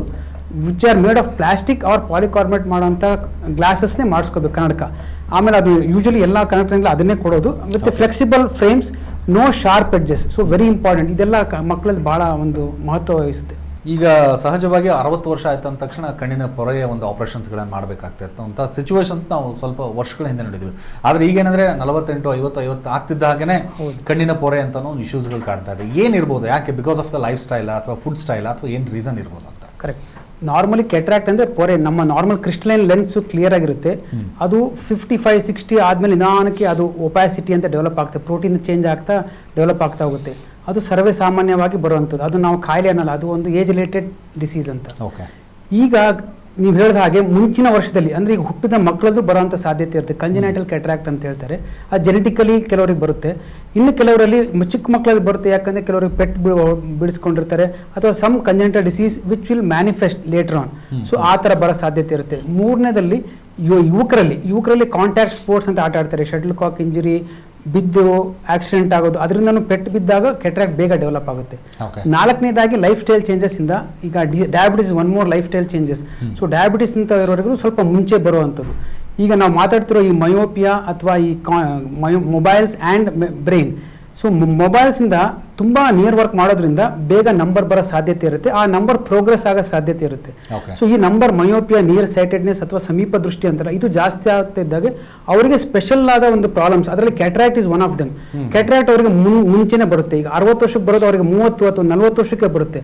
It all again depends on the number. ಜಾಸ್ತಿ ನಂಬರ್ ಇದ್ದಷ್ಟು ಸ್ವಲ್ಪ ಬೇಗ ಬರೋ ಸಾಧ್ಯತೆ ಇರುತ್ತೆ ಕ್ಯಾಟ್ರಾಕ್ಟ್. ಸೊ 60 ವರ್ಷದವರೆಗೂ ಬರಬೇಕಂತ ಇಲ್ಲ, ಕೆಲವಾರು ಈ ಲೈಫ್ ಸ್ಟೈಲ್ ಅಥವಾ ಈ ಎನ್ವಿರಾನ್ಮೆಂಟಲ್ ಫ್ಯಾಕ್ಟರ್ಸ್ ಇಂದನೂ ಮುಂಚೆನೆ ಬರುತ್ತೆ ಅಂತ ಒಂದು ಪರಿಸ್ಥಿತಿ ಇದೆ. ಓಕೆ. ಅಂದರೆ ಈ ಸಹಜವಾಗಿ ಹೇಳೋದಂದ್ರೆ ಈ ಡಯಾಬಿಟಿಕ್ ಪೇಷಂಟ್ಸ್ಗಳಿಗೆ ಕಣ್ಣು ಮಂಜಾಗುತ್ತೆ, ಕಣ್ಣು ದೃಷ್ಟಿ ದೋಷ ಕಡಿಮೆ ಆಗುತ್ತೆ ಅಂತ ಹೇಳ್ತಾರೆ. ಇದಕ್ಕೇನು ರೀಸನ್ಸ್, ಅಥವಾ ಇದಕ್ಕೂ ಕೂಡ ಯಾವ ರೀತಿ ಟ್ರೀಟ್ ಮಾಡ್ತೀರಾ? ಕನ್ನಡಕದಲ್ಲಿ ಅಥವಾ ಕಣ್ಣಿನಲ್ಲಿ ಏನಾದರೂ ಸರ್ಜರೀಸ್ ಮಾಡ್ತೀರಾ ಅಥವಾ ಏನಾದರೂ ಇದೆಯಾ? ಹೌದು, ಡಯಾಬಿಟಿಸ್ನವರಿಗೆ ಸ್ಪೆಷಲ್ ಆಗಿ ಅವರು ವರ್ಷಕ್ಕೊಂದ್ಸಲ ಕಣ್ಣು ಚೆಕ್ ಮಾಡಿಸ್ಲೇಬೇಕು, ಅವರಿಗೆ ಶುಗರ್ ಕಂಟ್ರೋಲ್ ಇರಲಿ ಬಿಡಲಿ. ಎರಡನೇದಾಗಿ ಡಯಾಬಿಟಿಸ್ ಇಂದ ಕಣ್ಣಲ್ಲಿ ಪೊರೆ ಜೊತೆಗೆ ಕಾರ್ನಿಯಾದಲ್ಲಿ ಕೆಲವು ಚೇಂಜಸ್ ಬರುತ್ತೆ. ಆಮೇಲೆ ಗ್ಲಾಕೋಮಾ ಅಂತ ಒಂದು ಕಾಯಿಲೆ ಬರುತ್ತೆ, ಕಂಟ್ರೋಲ್ ಆಗಲಿಲ್ಲ ಅಂದರೆ ನಿಯೋವ್ಯಾಸ್ಕುಲೈಸೇಷನ್ ಅಂತ ಆಗಿ ಗ್ಲಾಕೋಮಾ ಅಂತ ಬಂದು ಪ್ರೆಷರ್ ಜಾಸ್ತಿಯಾಗಿ ನರನ ವೀಕ್ ಮಾಡುತ್ತೆ, ಆಪ್ಟಿಕ್ ನರ್ವ್. ಸೊ ಹಾಗಾಗಿ ಪ್ರೆಷರ್ ಜಾಸ್ತಿಯಾಗಿ ದೃಷ್ಟಿ ಕಡಿಮೆ ಆಗೋ ಚಾನ್ಸ್ ಇರುತ್ತೆ. ಅದು ಮೂರನೇದಾಗಿ ಕೆಟ್ರಾಕ್ಟ್. ನಾಲ್ಕನೇದಾಗಿ ರೆಟಿನಾದಲ್ಲಿ ಮುಖ್ಯವಾಗಿ ಬಹಳಷ್ಟು ಬದಲಾವಣೆಗಳಾಗುತ್ತೆ, ಬ್ಲೀಡಿಂಗ್ ಅಂತ ಆಗುತ್ತೆ. ಅಲ್ಲಿ ಬ್ಲಡ್ ಬ್ರೈನ್ ಬ್ಯಾರಿಯರ್ ಅಂತ ಹೇಳ್ತಿರ್ತಲ್ಲ, ಅದೇ ತರ ಕಣ್ಣಲ್ಲೂ ಅಷ್ಟೇ ರೆಟಿನಲ್ ಬ್ಯಾರಿಯರ್ ಬ್ರೇಕ್ ಆಗುತ್ತೆ. ಆ ಒಂದು vascular changes because of diabetic retinopathy, poor control of diabetes ಇರೋದ್ರಿಂದ ಲೀಕ್ ಆಗ್ತಾ ಇರುತ್ತೆ, ಪ್ರೋಟೀನ್ಸ್ ಅಕ್ಯುಮುಲೇಟ್ ಆಗುತ್ತೆ. ಅಲ್ಲಿ ಕಣ್ಣಿನಲ್ಲಿ ಆ ಮ್ಯಾಕ್ಯುಲಾನ ಜಾಗದಲ್ಲಿ ಊತ ಬರುತ್ತೆ, ಆವಾಗ ಮ್ಯಾಕ್ಯುಲೋಪತಿ, ಡಯಾಬಿಟಿಕ್ ಮ್ಯಾಕ್ಯುಲೋಡಿಮಾ ಅಂತ ದೃಷ್ಟಿ ಕಡಿಮೆ ಆಗ್ತಾ ಹೋಗುತ್ತೆ. ಒಂದು ನಂಬರ್ ಶುಗರ್ ವೇರಿಯೇಷನ್ ಆದಾಗೂ ಹೈಡ್ರೇಷನ್, ಕಣ್ಣಲ್ಲಿ ಪ್ರೋಟೀನ್ ಚೇಂಜಸ್ ಆದಾಗ ನಂಬರ್ ಫ್ಲಕ್ಚುಯೇಟ್ ಆಗುತ್ತೆ, ದೃಷ್ಟಿ ಕ್ರಮೇಣ ಮೇಲೆ ಏರುಪೇರು ಆಗ್ತಿರುತ್ತೆ. ಡಯಾಬಿಟಿಕ್ ರೆಟಿನೋಪತಿ ಇರೋದ್ರಿಂದ ಅದರಿಂದನೂ ದೃಷ್ಟಿ ಏರುಪೇರು ಆಗುತ್ತೆ. ಇದಕ್ಕೆ ಬಹಳ ಮುಖ್ಯವಾಗಿ ನಾವು ರೆಟಿನಾ ಚೆಕಪ್ ಮಾಡಿಕೊಂಡು ಅದರಲ್ಲಿ ಏನಾದರೂ ಲೇಸರ್ ಬೇಕಾಗುತ್ತೆ, ಕೆಲವು ಟೈಮ್ ಇಂಜೆಕ್ಷನ್ಸ್ ಕೊಡ್ತೀವಿ, ಕೆಲವು ಟೈಮು ಶುಗರ್ ಕಂಟ್ರೋಲ್ ಮಾಡೋದ್ರಿಂದ ಫಾಲೋ ಅಪ್ ರೆಗ್ಯುಲರ್ ಮಾಡೋದ್ರಿಂದ ಅದರಿಂದನೇ ಕ್ರಮೇಣ ಕಮ್ಮಿ ಆಗೋದು ಇದಾಗುತ್ತೆ. ಓಕೆ ಓಕೆ, ಮಾತಾಡೋಣ. ಹಾಗೆ ಒಂದೇ ಒಂದು ಕರೆ ತಗೊಳ್ಳೋಣ, ಸಾಕಷ್ಟು ಜನರು ಕಾಲ್ ಮಾಡ್ತಿದ್ದಾರೆ. ನಮಸ್ಕಾರ. ಹಲೋ, ಹೇಳಿ ಸರ್, ತಮ್ಮ ಹೆಸರು? ಯಾವೂರಿಂದ? ಸರ್ ನನ್ನ ಹೆಸರು ಶ್ರೀನಿವಾಸ್ ಅಂತ. ಓಕೆ, ಹೇಳಿ ಸರ್, ತಮ್ಮ ಪ್ರಶ್ನೆ. ಬೆಂಗಳೂರಿಂದ ಸರ್. ಹೇಳಿ ಸರ್. ಸರ್ ಅದೇ ಮೊಬೈಲ್ ಸ್ವಲ್ಪ ನೋಡಿ ಹುಬ್ಬ ಹತ್ರ ಪೇನ್ ಬರುತ್ತೆ, ಅದು ಮೊಬೈಲ್ ಇಂದನಾ ಅಥವಾ ಏನು ಅಂತ? ಹುಬ್ಬ ಹತ್ರ ಪೇನ್ ಬರ್ತಾ ಇದೆಯಾ? Okay okay. ಹೌದು. ಡಾಕ್ಟರ್ ಸ್ವಾತಿ ಅವ್ರು ಮಾತಾಡ್ತಾರೆ, ಕೇಳಿಸ್ಕೊಳ್ಳಿ. ಶ್ರೀನಿವಾಸ್ ಅವರೇ, ಅದು ಮೊಬೈಲ್ ಬಹಳ ಸಮಯ ನೀವು ನೋಡ್ತಾ ಕೂತಿದ್ರೆ, ಕೆಲವರು ಇನ್ನು ಡೇ 10ರಿಂದ 12 ಗಂಟೆ ಕಾಲದಲ್ಲಿ ನೋಡ್ತಾ ಇರ್ತಾರೆ. ನಾವು ಮೊಬೈಲ್ನ ಬಹಳ ಕಣ್ಣಿನ ಹತ್ರ ಇಟ್ಕೊಂಡು ನೋಡ್ತಿರ್ತೀವಲ್ಲ, ಸೊ ಕಣ್ಣು ಗುಡ್ಡೆ ಸುತ್ತಲೂ ಕಣ್ಣನ್ನು ಆಚೆ ಈಚೆ ಮೂವ್ ಮಾಡೋದಕ್ಕೆ ಮಸಲ್ಸ್ ಇರ್ತವೆ. ಅವೆಲ್ಲ ಸುಸ್ತಾದಾಗ ನಿಮಗೆ ಹುಬ್ಬು ನೋವು ಬರೋದು ಬಹಳ ಸಹಜ. ಸೊ ಅದಕ್ಕೆ ಮೇನ್ ಸೊಲ್ಯೂಷನ್ ಅಂದರೆ ನೀವು ಫಸ್ಟು ಬ್ರೇಕ್ ಕೊಡಬೇಕು, ರೆಸ್ಟ್ ಕೊಡಬೇಕು ಕಣ್ಣಿಗೆ. ಭಾಳ ಸರ್ತಿ ಒಂದು ಒಳ್ಳೆ ನಿದ್ದೆಯಿಂದ ಎದ್ಮೇಲೆ ಅದು ನೋವು ಅದಾಗದೇ ಕಮ್ಮಿನೂ ಆಗೋಗುತ್ತೆ. ಹಾಗೆ ಇನ್ನು ವಯಸ್ಸಾದವ್ರ ಬಗ್ಗೆ ನಾವು ಮಾತಾಡ್ತೀವಿ. ಡಾಕ್ಟರ್ ನಿಶ್ಮಿತಾ ಅವರೇ, 60 ವರ್ಷ ಅಂತ ನಾವು ಹೇಳ್ತಾ ಇದ್ದೀವಿ. ಈಗ ತಮ್ಮಲ್ಲಿ ಬರುವಂಥ ರಿಹ್ಯಾಬಿಲೇಷನ್ ಸೆಂಟರ್ಸಲ್ಲಿ ಬರುವಂಥವ್ರು 50 ವರ್ಷ ಮೇಲ್ಪಟ್ಟು ಅಥವಾ ಅಡಿಕ್ಷನ್ಸ್ಗಳಾಗಿರ್ತಾರೆ, ಡ್ರಿಂಕ್ಸ್ಗಾಗಿರ್ಬೋದು, ಸ್ಮೋಕಿಂಗ್ ಅಥವಾ ಬೇರೆ ಡ್ರಗ್ಸ್ಗಳಲ್ಲಿ ಅಡಿಕ್ಷನ್ಸ್ ಆದವ್ರಿಗೆ ಯಾವ ರೀತಿ ತಾವು ಕೌನ್ಸಲಿಂಗ್ ಮಾಡ್ತೀರಾ? ಆಮೇಲೆ ಬ್ರೈನ್ಗೆ ಇದು ಹೇಗೆ ಎಫೆಕ್ಟ್ ಆಗುತ್ತೆ ಅಂತ? ಯಾವುದೇ ಸಬ್ಸ್ಟೆನ್ಸ್ ಆಗಿರಲಿ which is having potential for addiction, alcohol ಆಗಿರಲಿ, ಟೊಬ್ಯಾಕೋಸ್ ಆಗಿರಲಿ, ಸಿಗರೇಟ್ ಅಥವಾ ಚೂಯಿಂಗ್ ಅಥವಾ ಕ್ಯಾನಬಿಸ್ ಆಗಿರಲಿ, ಓಪಿಯಾಯ್ಡ್ಸ್ ಆಗಿರಲಿ, or even mobile, anything that is prone to addiction affects the brain. Simple ಆಗಿ ಹೇಳಬೇಕು ಅಂತ ಹೇಳಿದ್ರೆ, ಒಂದು ನಾರ್ಮಲ್ ಹೆಲ್ದಿ 50 ವರ್ಷ ಇಂಡಿವಿಜುವಲ್ ಬ್ರೈನ್ ತಗೊಂಡು ಒಂದು ಎಡಿಕ್ಷನ್ ಇರೋ 30 ಇಯರ್ಸ್ ಬ್ರೈನ್ ತಗೊಂಡ್ರೆ ಸೇಮೇ ಕಾಣುತ್ತೆ, ಶ್ರಿಂಕೇಜ್ ಆಗಿರುತ್ತೆ. ಏಟ್ರೋಫಿ ಅಂತ ಹೇಳ್ತೀವಿ ನಾವು, ಸೆರಿಬ್ರಲ್ ಏಟ್ರೋಫಿ ಅಂತ. ಗ್ರಾಸ್ ಚೇಂಜಸ್ ಫಸ್ಟ್ ನಾವು ಕಾಣೋದು ಅದೇ. ಒಳ್ಳೆ 50 ವರ್ಷ ಆಗಿದೆ ಅಲ್ಲ, ಕಾಣ್ತಾ ಇದೆಯಲ್ಲಪ್ಪ ನಿಮ್ದು CT ಸ್ಕ್ಯಾನ್ ಅಲ್ಲಿ ಅಂತ ಹೇಳ್ತೀವಿ ನಾವು. ಸೊ ಏಟ್ರೋಫಿಕ್ ಚೇಂಜಸ್ ಬರುತ್ತೆ. ಅದ್ರ ಜೊತೆಗೆ ಈ ರಿವಾರ್ಡ್ ಪಾತ್ವೇ, ನಾನು ಡೋಪಮೀನ್ ಏನ್ ಹೇಳಿದೆ, ಅದರಲ್ಲಿ ಸ್ವಲ್ಪ ಹೈಪರ್ ಆಕ್ಟಿವಿಟಿ ಆಗಿರುತ್ತೆ. ನಿಮ್ಗೆ ಜಾಸ್ತಿ ಆ ಸಬ್ಸ್ಟೆನ್ಸ್ ನ ಮತ್ತೆ ಯೂಸ್ ಮಾಡಬೇಕು to attain that same reward. So addictions with respect to substance ಗೆ ನಾವು ಮೆಡಿಕಲ್ ಮ್ಯಾನೇಜ್ಮೆಂಟ್ ಮಾಡಬೇಕು. ಸಿಂಪಲ್ ವರ್ಡ್ಸ್ ಅಂದ್ರೆ ಡಿಟಾಕ್ಸಿಫಿಕೇಶನ್, ಲಿವರ್ ರಿಲೇಟೆಡ್ ಇಶ್ಯೂಸ್ ಏನಾದ್ರೂ ಇದೆಯಾ, medicines to control the withdrawal symptoms, cannabis ಇಂದಾಗಿರೋ ಆಲ್ಕೋಹಾಲ್ ಇಂದಾಗಿರೋ ವಿಡ್ರಾವಲ್ ಸಿಂಪ್ಟಮ್ಸ್ ನಾವು ಮೆಡಿಕೇಶನ್ಸ್, ಟ್ಯಾಬ್ಲೆಟ್ಸ್, IV ಫ್ಲೂಯಿಡ್ಸ್ ಇಂದ ಮ್ಯಾನೇಜ್ ಮಾಡ್ತೀವಿ. ಒಂದ್ಸಲ ಡಿಟಾಕ್ಸಿಫಿಕೇಶನ್ ಆಯ್ತು, therapy related management, counselling related management, motivational enhancement therapy and cognitive behaviour therapy ಶುರು ಮಾಡ್ತೀವಿ. Post this V recommend rehabilitation where they can undergo long term treatment to recover back to functionality. Okay, ಮಾತಾಡೋಣ. ಹಾಗೆ ಇನ್ನೊಂದು ಕಾಲ್ ಇದೆ. ನಮಸ್ಕಾರ. ನಮಸ್ಕಾರ sir. ನಮಸ್ತೆ sir, ತಮ್ಮ ಹೆಸರು ಯಾವೂರಿಂದ? ಚಾಮರಾಜನಗರದಿಂದ ಮಣಿಕಂಠ ಅಂತ ಸರ್. ಓಕೆ, ಹೇಳಿ ಸರ್, ತಮ್ಮ ಪ್ರಶ್ನೆ ಕೇಳಿ ಸರ್. ಮಗಳಿಗೆ 7 ವರ್ಷ ಸರ್, ಅನನ್ಯ ಅಂತ. ಓಕೆ. ಅವ್ರಿಗೆ ಮಾಮೂಲಿ ಸೈಡ್ ಸೇರಿದ್ರೆ ರೆಡ್ ಕಣ್ಣು ಕೆಂಪು ಆಗ್ತಾ ಇದೆ ಸರ್. ಹಾಗಾದ್ರೆ ಕಣ್ಣು ಬ್ಲಿಂಕ್ ರೆಡ್ ಆಗ್ತಾ ಇದೆ sir, right side, left side. Okay. ಆಗ ಮಾಮೂಲಿ ನಾವು ಅಲ್ಲಿ ಬೆಂಗಳೂರಲ್ಲಿ ನಾರಾಯಣ ಹಾಸ್ಪಿಟಲ್ಗೆ ತೋರಿಸಿದೀವಿ ಸರ್, ಟ್ರೀಟ್ಮೆಂಟ್ ಕೊಡಿಸ್ತಾ ಇದೀವಿ. ಓಕೆ. ಆದ್ರೂ ಏನು ಇಂಪ್ರೂವ್ಮೆಂಟ್ ಕಾಣ್ತಾ ಇಲ್ಲ ಸರ್. ಅವ್ರಿಗೆ ಅದು ಅಲ್ಲಿ ಚೆಕಪ್ ಎಲ್ಲ ಮಾಡಿಸಿದಾಗ ಅದು ಟ್ಯಾಕ್ಸೋಕ್ಯಾರಿಯಾ ಅಂತ ಹೇಳಿದ್ರು ಸರ್. ಓಕೆ. ಅದು ಇನ್ನೂ ಏನು ಇಂಪ್ರೂವ್ಮೆಂಟ್ ಕಾಣ್ತಾ ಇಲ್ಲ. ನೀವು ಹೇಳಿದ್ದು ಪ್ರಶ್ನೆ ಕೇಳಿಸ್ಕೊಂಡೆ. ಟಾಕ್ಸಕರ್ ಅಂದ್ರೆ ಒಂದು ಡಿಸೀಸ್, ಅದು ಕಾಯಿಲೆ, ಅದು ರೆಟಿನಾ ಅಥವಾ ಬೇರೆ ಎಲ್ಲ ಭಾಗದಲ್ಲೂ ಬರುತ್ತೆ, ಬಾಡಿಯಲ್ಲಿ ಕಣ್ಣಲ್ಲೂ ಒಂದು ಬರುತ್ತೆ. ಅದು ಟ್ರೀಟ್ಮೆಂಟ್ ಕೆಲವಾರು ಬರೀ ಡ್ರಾಪ್ಸು, ಕೆಲವು ಟೈಮ್ ಇಂಜೆಕ್ಷನ್ಸು, ಕೆಲವು ಟೈಮ್ ಟ್ಯಾಬ್ಲೆಟ್ಸ್ ಕೊಡಬೇಕಾಗುತ್ತೆ. ಅದರದ ಒಂದು ಟ್ರೀಟ್ಮೆಂಟ್ ಕೆಲವು ಟೈಮ್ ಭಾಳ ಫಾಲೋಅಪ್ ಇರಬೇಕು. ಕ್ರೋನಿಕ್ ಅಂದರೆ ರಿಕರೆನ್ಸ್ ಕೆಲವರಿಗೆ ಆಗ್ತಾ ಇರುತ್ತೆ, ಕೆಲವು ಅರೆಸ್ಟ್ ಆಗುತ್ತೆ, ಅದು ಒಂದು ಸ್ಟೇಜಲ್ಲಿ ಬಂದು ನಿಂತ್ಕೊಳ್ಳುತ್ತೆ, ಆಮೇಲೆ ಅದು ಹಾಗೆ ಉಳಿಯುತ್ತೆ, ಫಾಲೋಅಪ್ ಮಾಡ್ತಾ ಇರಬೇಕು. ಸೊ ಇದು ಒಂದು ಕಾಯಿಲೆ ಯಾವ ಸ್ಟೇಜಲ್ಲಿದೆ, ಯಾವ ಅಂಗಾಂಗದಲ್ಲಿದೆ, ಕಣ್ಣಿನಲ್ಲಿ ಕೆಲವು ಅಂಗಾಂಗದಲ್ಲಿ ಇರುತ್ತೆ, ಅದ್ರ ಮೇಲೆ ಡಿಪೆಂಡ್ ಆಗುತ್ತೆ ಟ್ರೀಟ್ಮೆಂಟು. ಸೊ ನಿಮ್ಮ ಡಾಕ್ಟ್ರಲ್ಲಿ, ಕಣ್ಣಿನ ವೈದ್ಯರಲ್ಲಿ ಸ್ವಲ್ಪ ತೋರಿಸ್ಕೊಂಡು ಫಾಲೋಅಪ್ ಮಾಡ್ಕೊಳ್ತಿರೋದು ಒಳ್ಳೇದು. Okay, thank you. ಹಾಗೆ ಇನ್ನೊಂದು ಕಾಲ್ ಇದೆ. ನಮಸ್ಕಾರ ಸರ್. ನಾವು ನಮ್ಮ ಹೆಸರು ಆಂಜನಪ್ಪ ಅಂತ, ಮಾಗಡಿ ತಾಲೂಕು. ಓಕೆ ಸರ್, ಹೇಳಿ ಸರ್, ತಮ್ಮ ಪ್ರಶ್ನೆ ಕೇಳಿ. ಕಾರ್ನಿಯ ಸರ್ಜರಿ ಆಗಿದೆ, ಅದು ಸ್ವಲ್ಪ ಸರ್ಜರಿ ಆದ್ಮೇಲೆ ಸ್ವಲ್ಪ ಕಣ್ಣದು ಬ್ಲರ್ ಆಗಿದೆ ಸರ್. ಸರ್, ಎಷ್ಟು ಸಮಯ ಆಯ್ತು ಆಪರೇಷನ್ ಮಾಡಿ? ಮೇಡಮ್ ಆಗಲೇ ಒಂದು 5 years ಆಯ್ತು ಮೇಡಮ್. 5 ವರ್ಷ. ಕರಿಗುಡ್ಡೆ ಆಪರೇಷನ್ ಆದ ನಂತರ ರೆಗ್ಯುಲರ್ ಆಗಿ ನೀವು ನಿಮ್ಮ ಡಾಕ್ಟರ್ ಹತ್ರ ಫಾಲೋ ಅಪ್ ಇಟ್ಕೊಳ್ಬೇಕು. ಹಲವಾರು ಸತಿ ಅದು ನಾವು ಡೋನರ್ ಕಾರ್ನಿಯಾ, ಬೇರೆಯವ್ರ ಕರಿಗುಡ್ಡೆನ ನಿಮಗೆ ಟ್ರಾನ್ಸ್ಪ್ಲಾಂಟ್ ಮಾಡಿರ್ತೀವಲ್ಲ, ಅದರಲ್ಲಿ ಏನಾದರೂ ಚೇಂಜಸ್ ಬಂತು ಅಂತಂದ್ರೂ ಕಣ್ಣು ದೃಷ್ಟಿ ಮಂಜಾಗ್ತಾ ಹೋಗುತ್ತೆ. ಜೊತೆಗೆ ಸರ್ಜರಿ ನಂತರ ಬೇರೆ ಕಣ್ಣಿನ ನರದ ಪ್ರಾಬ್ಲಮ್ ಎಲ್ಲ ಕೆಲವರಲ್ಲಿ ರೇರ್ ಆಗಿ ಡೆವಲಪ್ ಕೂಡ ಆಗ್ತದೆ. ಸೊ ಕರಿಗುಡೆ ಆಪರೇಷನ್ ಮಾಡಿರೋರು ರೆಗ್ಯುಲರ್ ಆಗಿ ಅವ್ರ ಡಾಕ್ಟರ್ ಹತ್ರ ಫಾಲೋ ಅಪ್ ಮಾಡೋದು ಬಹಳ ಮುಖ್ಯ. ಮತ್ತೊಂದ್ಸರಿ ತಮಗೆ ಧನ್ಯವಾದಗಳು ನಮ್ಮ ಜೊತೆ ಮಾತಾಡೋದಕ್ಕೆ. ಹಾಗೆ ಸರ್, ತಾವು ಕೂಡ ಎಲ್ಲ ಒಂದು ಮೆದುಳು ಹಾಗೂ ಮೊಬೈಲ್ ಬಗ್ಗೆ ಎಲ್ಲ ವಿಷಯವನ್ನು ಬಹುತೇಕವಾಗಿ ಹೇಳ್ಕೊಟ್ಟಿದ್ದೀರಿ. ಹಾಗೇನೇ ಏನಾದರೂ ಪಾಯಿಂಟ್ ಹೇಳಬೇಕಾ ತಾವು? ಹೌದು, ಭಾಳ ಮುಖ್ಯವಾಗಿ ಹೇಳಬೇಕಂದ್ರೆ ಈಗ ಮೊಬೈಲ್ ಒಂದೇ ಅಲ್ಲ, ಗ್ಯಾಜೆಟ್ಸ್, ವಿಜುವಲ್ ಡಿಸ್ಪ್ಲೇ ಯೂನಿಟ್ಸ್ ಅಂತ ಹೇಳ್ತೀವಿ. ಈಗಿನ ಕಾರಣದಲ್ಲಿ ಈ ಮಕ್ಕಳಲ್ಲಿ ಬಹಳಷ್ಟು ಔಟ್ಡೋರ್ ಆಕ್ಟಿವಿಟೀಸ್ ಕಡಿಮೆ ಆಗಿದೆ. ಡಾಕ್ಟರ್ ಚೆನ್ನಾಗಿ ಹೇಳಿದ್ರು, ಈಗ sunlight exposure is very important. So ಮನೆ ಒಳಗೆ 4 ಗೋಡೆ ಮಧ್ಯದಲ್ಲಿ ಗ್ಯಾಜೆಟ್ಸ್ ಅಲ್ಲಿ ಇರೋದ್ರಿಂದ ಎಕ್ಸ್ಪೋಜರ್ ಇಲ್ಲ. ಈಗ ಹಾಗಾಗಿ ಎಲ್ಲ ಸರ್ಕಾರಗಳು, ಈಗ ಸಿಂಗಾಪುರ್, ಬಹಳಷ್ಟು ಈ ಸೌತ್ ಈಸ್ಟ್ ಏಷ್ಯನ್ ಕಂಟ್ರೀಸಲ್ಲಿ ಸ್ಕೂಲಲ್ಲಿ ಮ್ಯಾಂಡೇಟ್ರಿ ಮಾಡ್ತಾ ಇದ್ದಾರೆ, ಮಕ್ಕಳು 1 ಗಂಟೆ ಅಥವಾ ಅರ್ಧ ಗಂಟೆ ಸ್ಕೂಲಲ್ಲಿ ಔಟ್ಡೋರ್ ಆಕ್ಟಿವಿಟಿ ಮಾಡಬೇಕು ಅಂತ. ಮನೇಲಿ ಅದು ಎನ್ಫೋರ್ಸ್ ಮಾಡೋಕ್ಕಾಗಲ್ಲ, because it's A public health problem. ಹಾಗಾಗಿ ಸರ್ಕಾರಗಳು ಇದನ್ನ ತಗೊಂಡು ಆ ಮಕ್ಕಳ ಹೆಲ್ತ್ನ ಇಂಪ್ರೂವ್ ಮಾಡೋದಕ್ಕೋಸ್ಕರ ಸ್ಕೂಲ್ ಅಥವಾ ಎಲ್ಲಿ ಇರ್ತಾರೆ ಅರ್ಧ ಗಂಟೆಯಿಂದ 1 ಗಂಟೆ ಮಕ್ಕಳು ಬಿಸಿಲಿನಲ್ಲಿ ಅಥವಾ ಬೆಳಕಿನಲ್ಲಿ ಮನೆಯಿಂದ ಹೊರಗೆ ಬಂದು ಆಟ ಆಡುವಂಥ ಒಂದು ಭಾಳ ಮುಖ್ಯ. ಎರಡನೇದು, ಮಕ್ಕಳಲ್ಲಿ ಏನೇ ಆದರೂ ಕಣ್ಣು ಇಚ್ಚುಕಿದು ಹತ್ತಿರ ಹೋಗೋದು, ಸ್ಟಡೀಸಲ್ಲಿ ಕಮ್ಮಿ ಆದರೆ ಕಣ್ಣಿನ ಚೆಕಪ್ ಮಾಡೋದು ಮುಖ್ಯ. ಕಣ್ಣಿನ ನಂಬರ್ನ ಚೆಕ್ ಮಾಡಿ ಫಾಲೋ ಅಪ್ ಮಾಡ್ತಾ ಇರಬೇಕು. ಯಾಕಂದರೆ ಕಣ್ಣಿನ ಮಯೋಪಿಯಾ ಅಥವಾ ಸಮೀಪ ದೃಷ್ಟಿ ಬಂದಾಗ ಅದ್ರ ಕಾನ್ಸಿಕ್ವೆನ್ಸ್ ಭಾಳ ಜಾಸ್ತಿ ಇರುತ್ತೆ. ಅದಕ್ಕೆ ನಮ್ಮಲ್ಲಿ ಒಳ್ಳೊಳ್ಳೆ ಲೆನ್ಸಸ್ಸು, ಆಮೇಲೆ special techniques of preventing further progression of myopia, ಅದು ನಮ್ಮ ಹಾಸ್ಪಿಟ್ಲಲ್ಲಿ ನಾವು ಶೇಖರ್ ಹಾಸ್ಪಿಟಲ್ ಮಾಡ್ತೀವಿ. ಬಂದು ನೀವು ಅದರದ್ದು ಇದು ಉಪಯೋಗ ಪಡಿಬೋದು.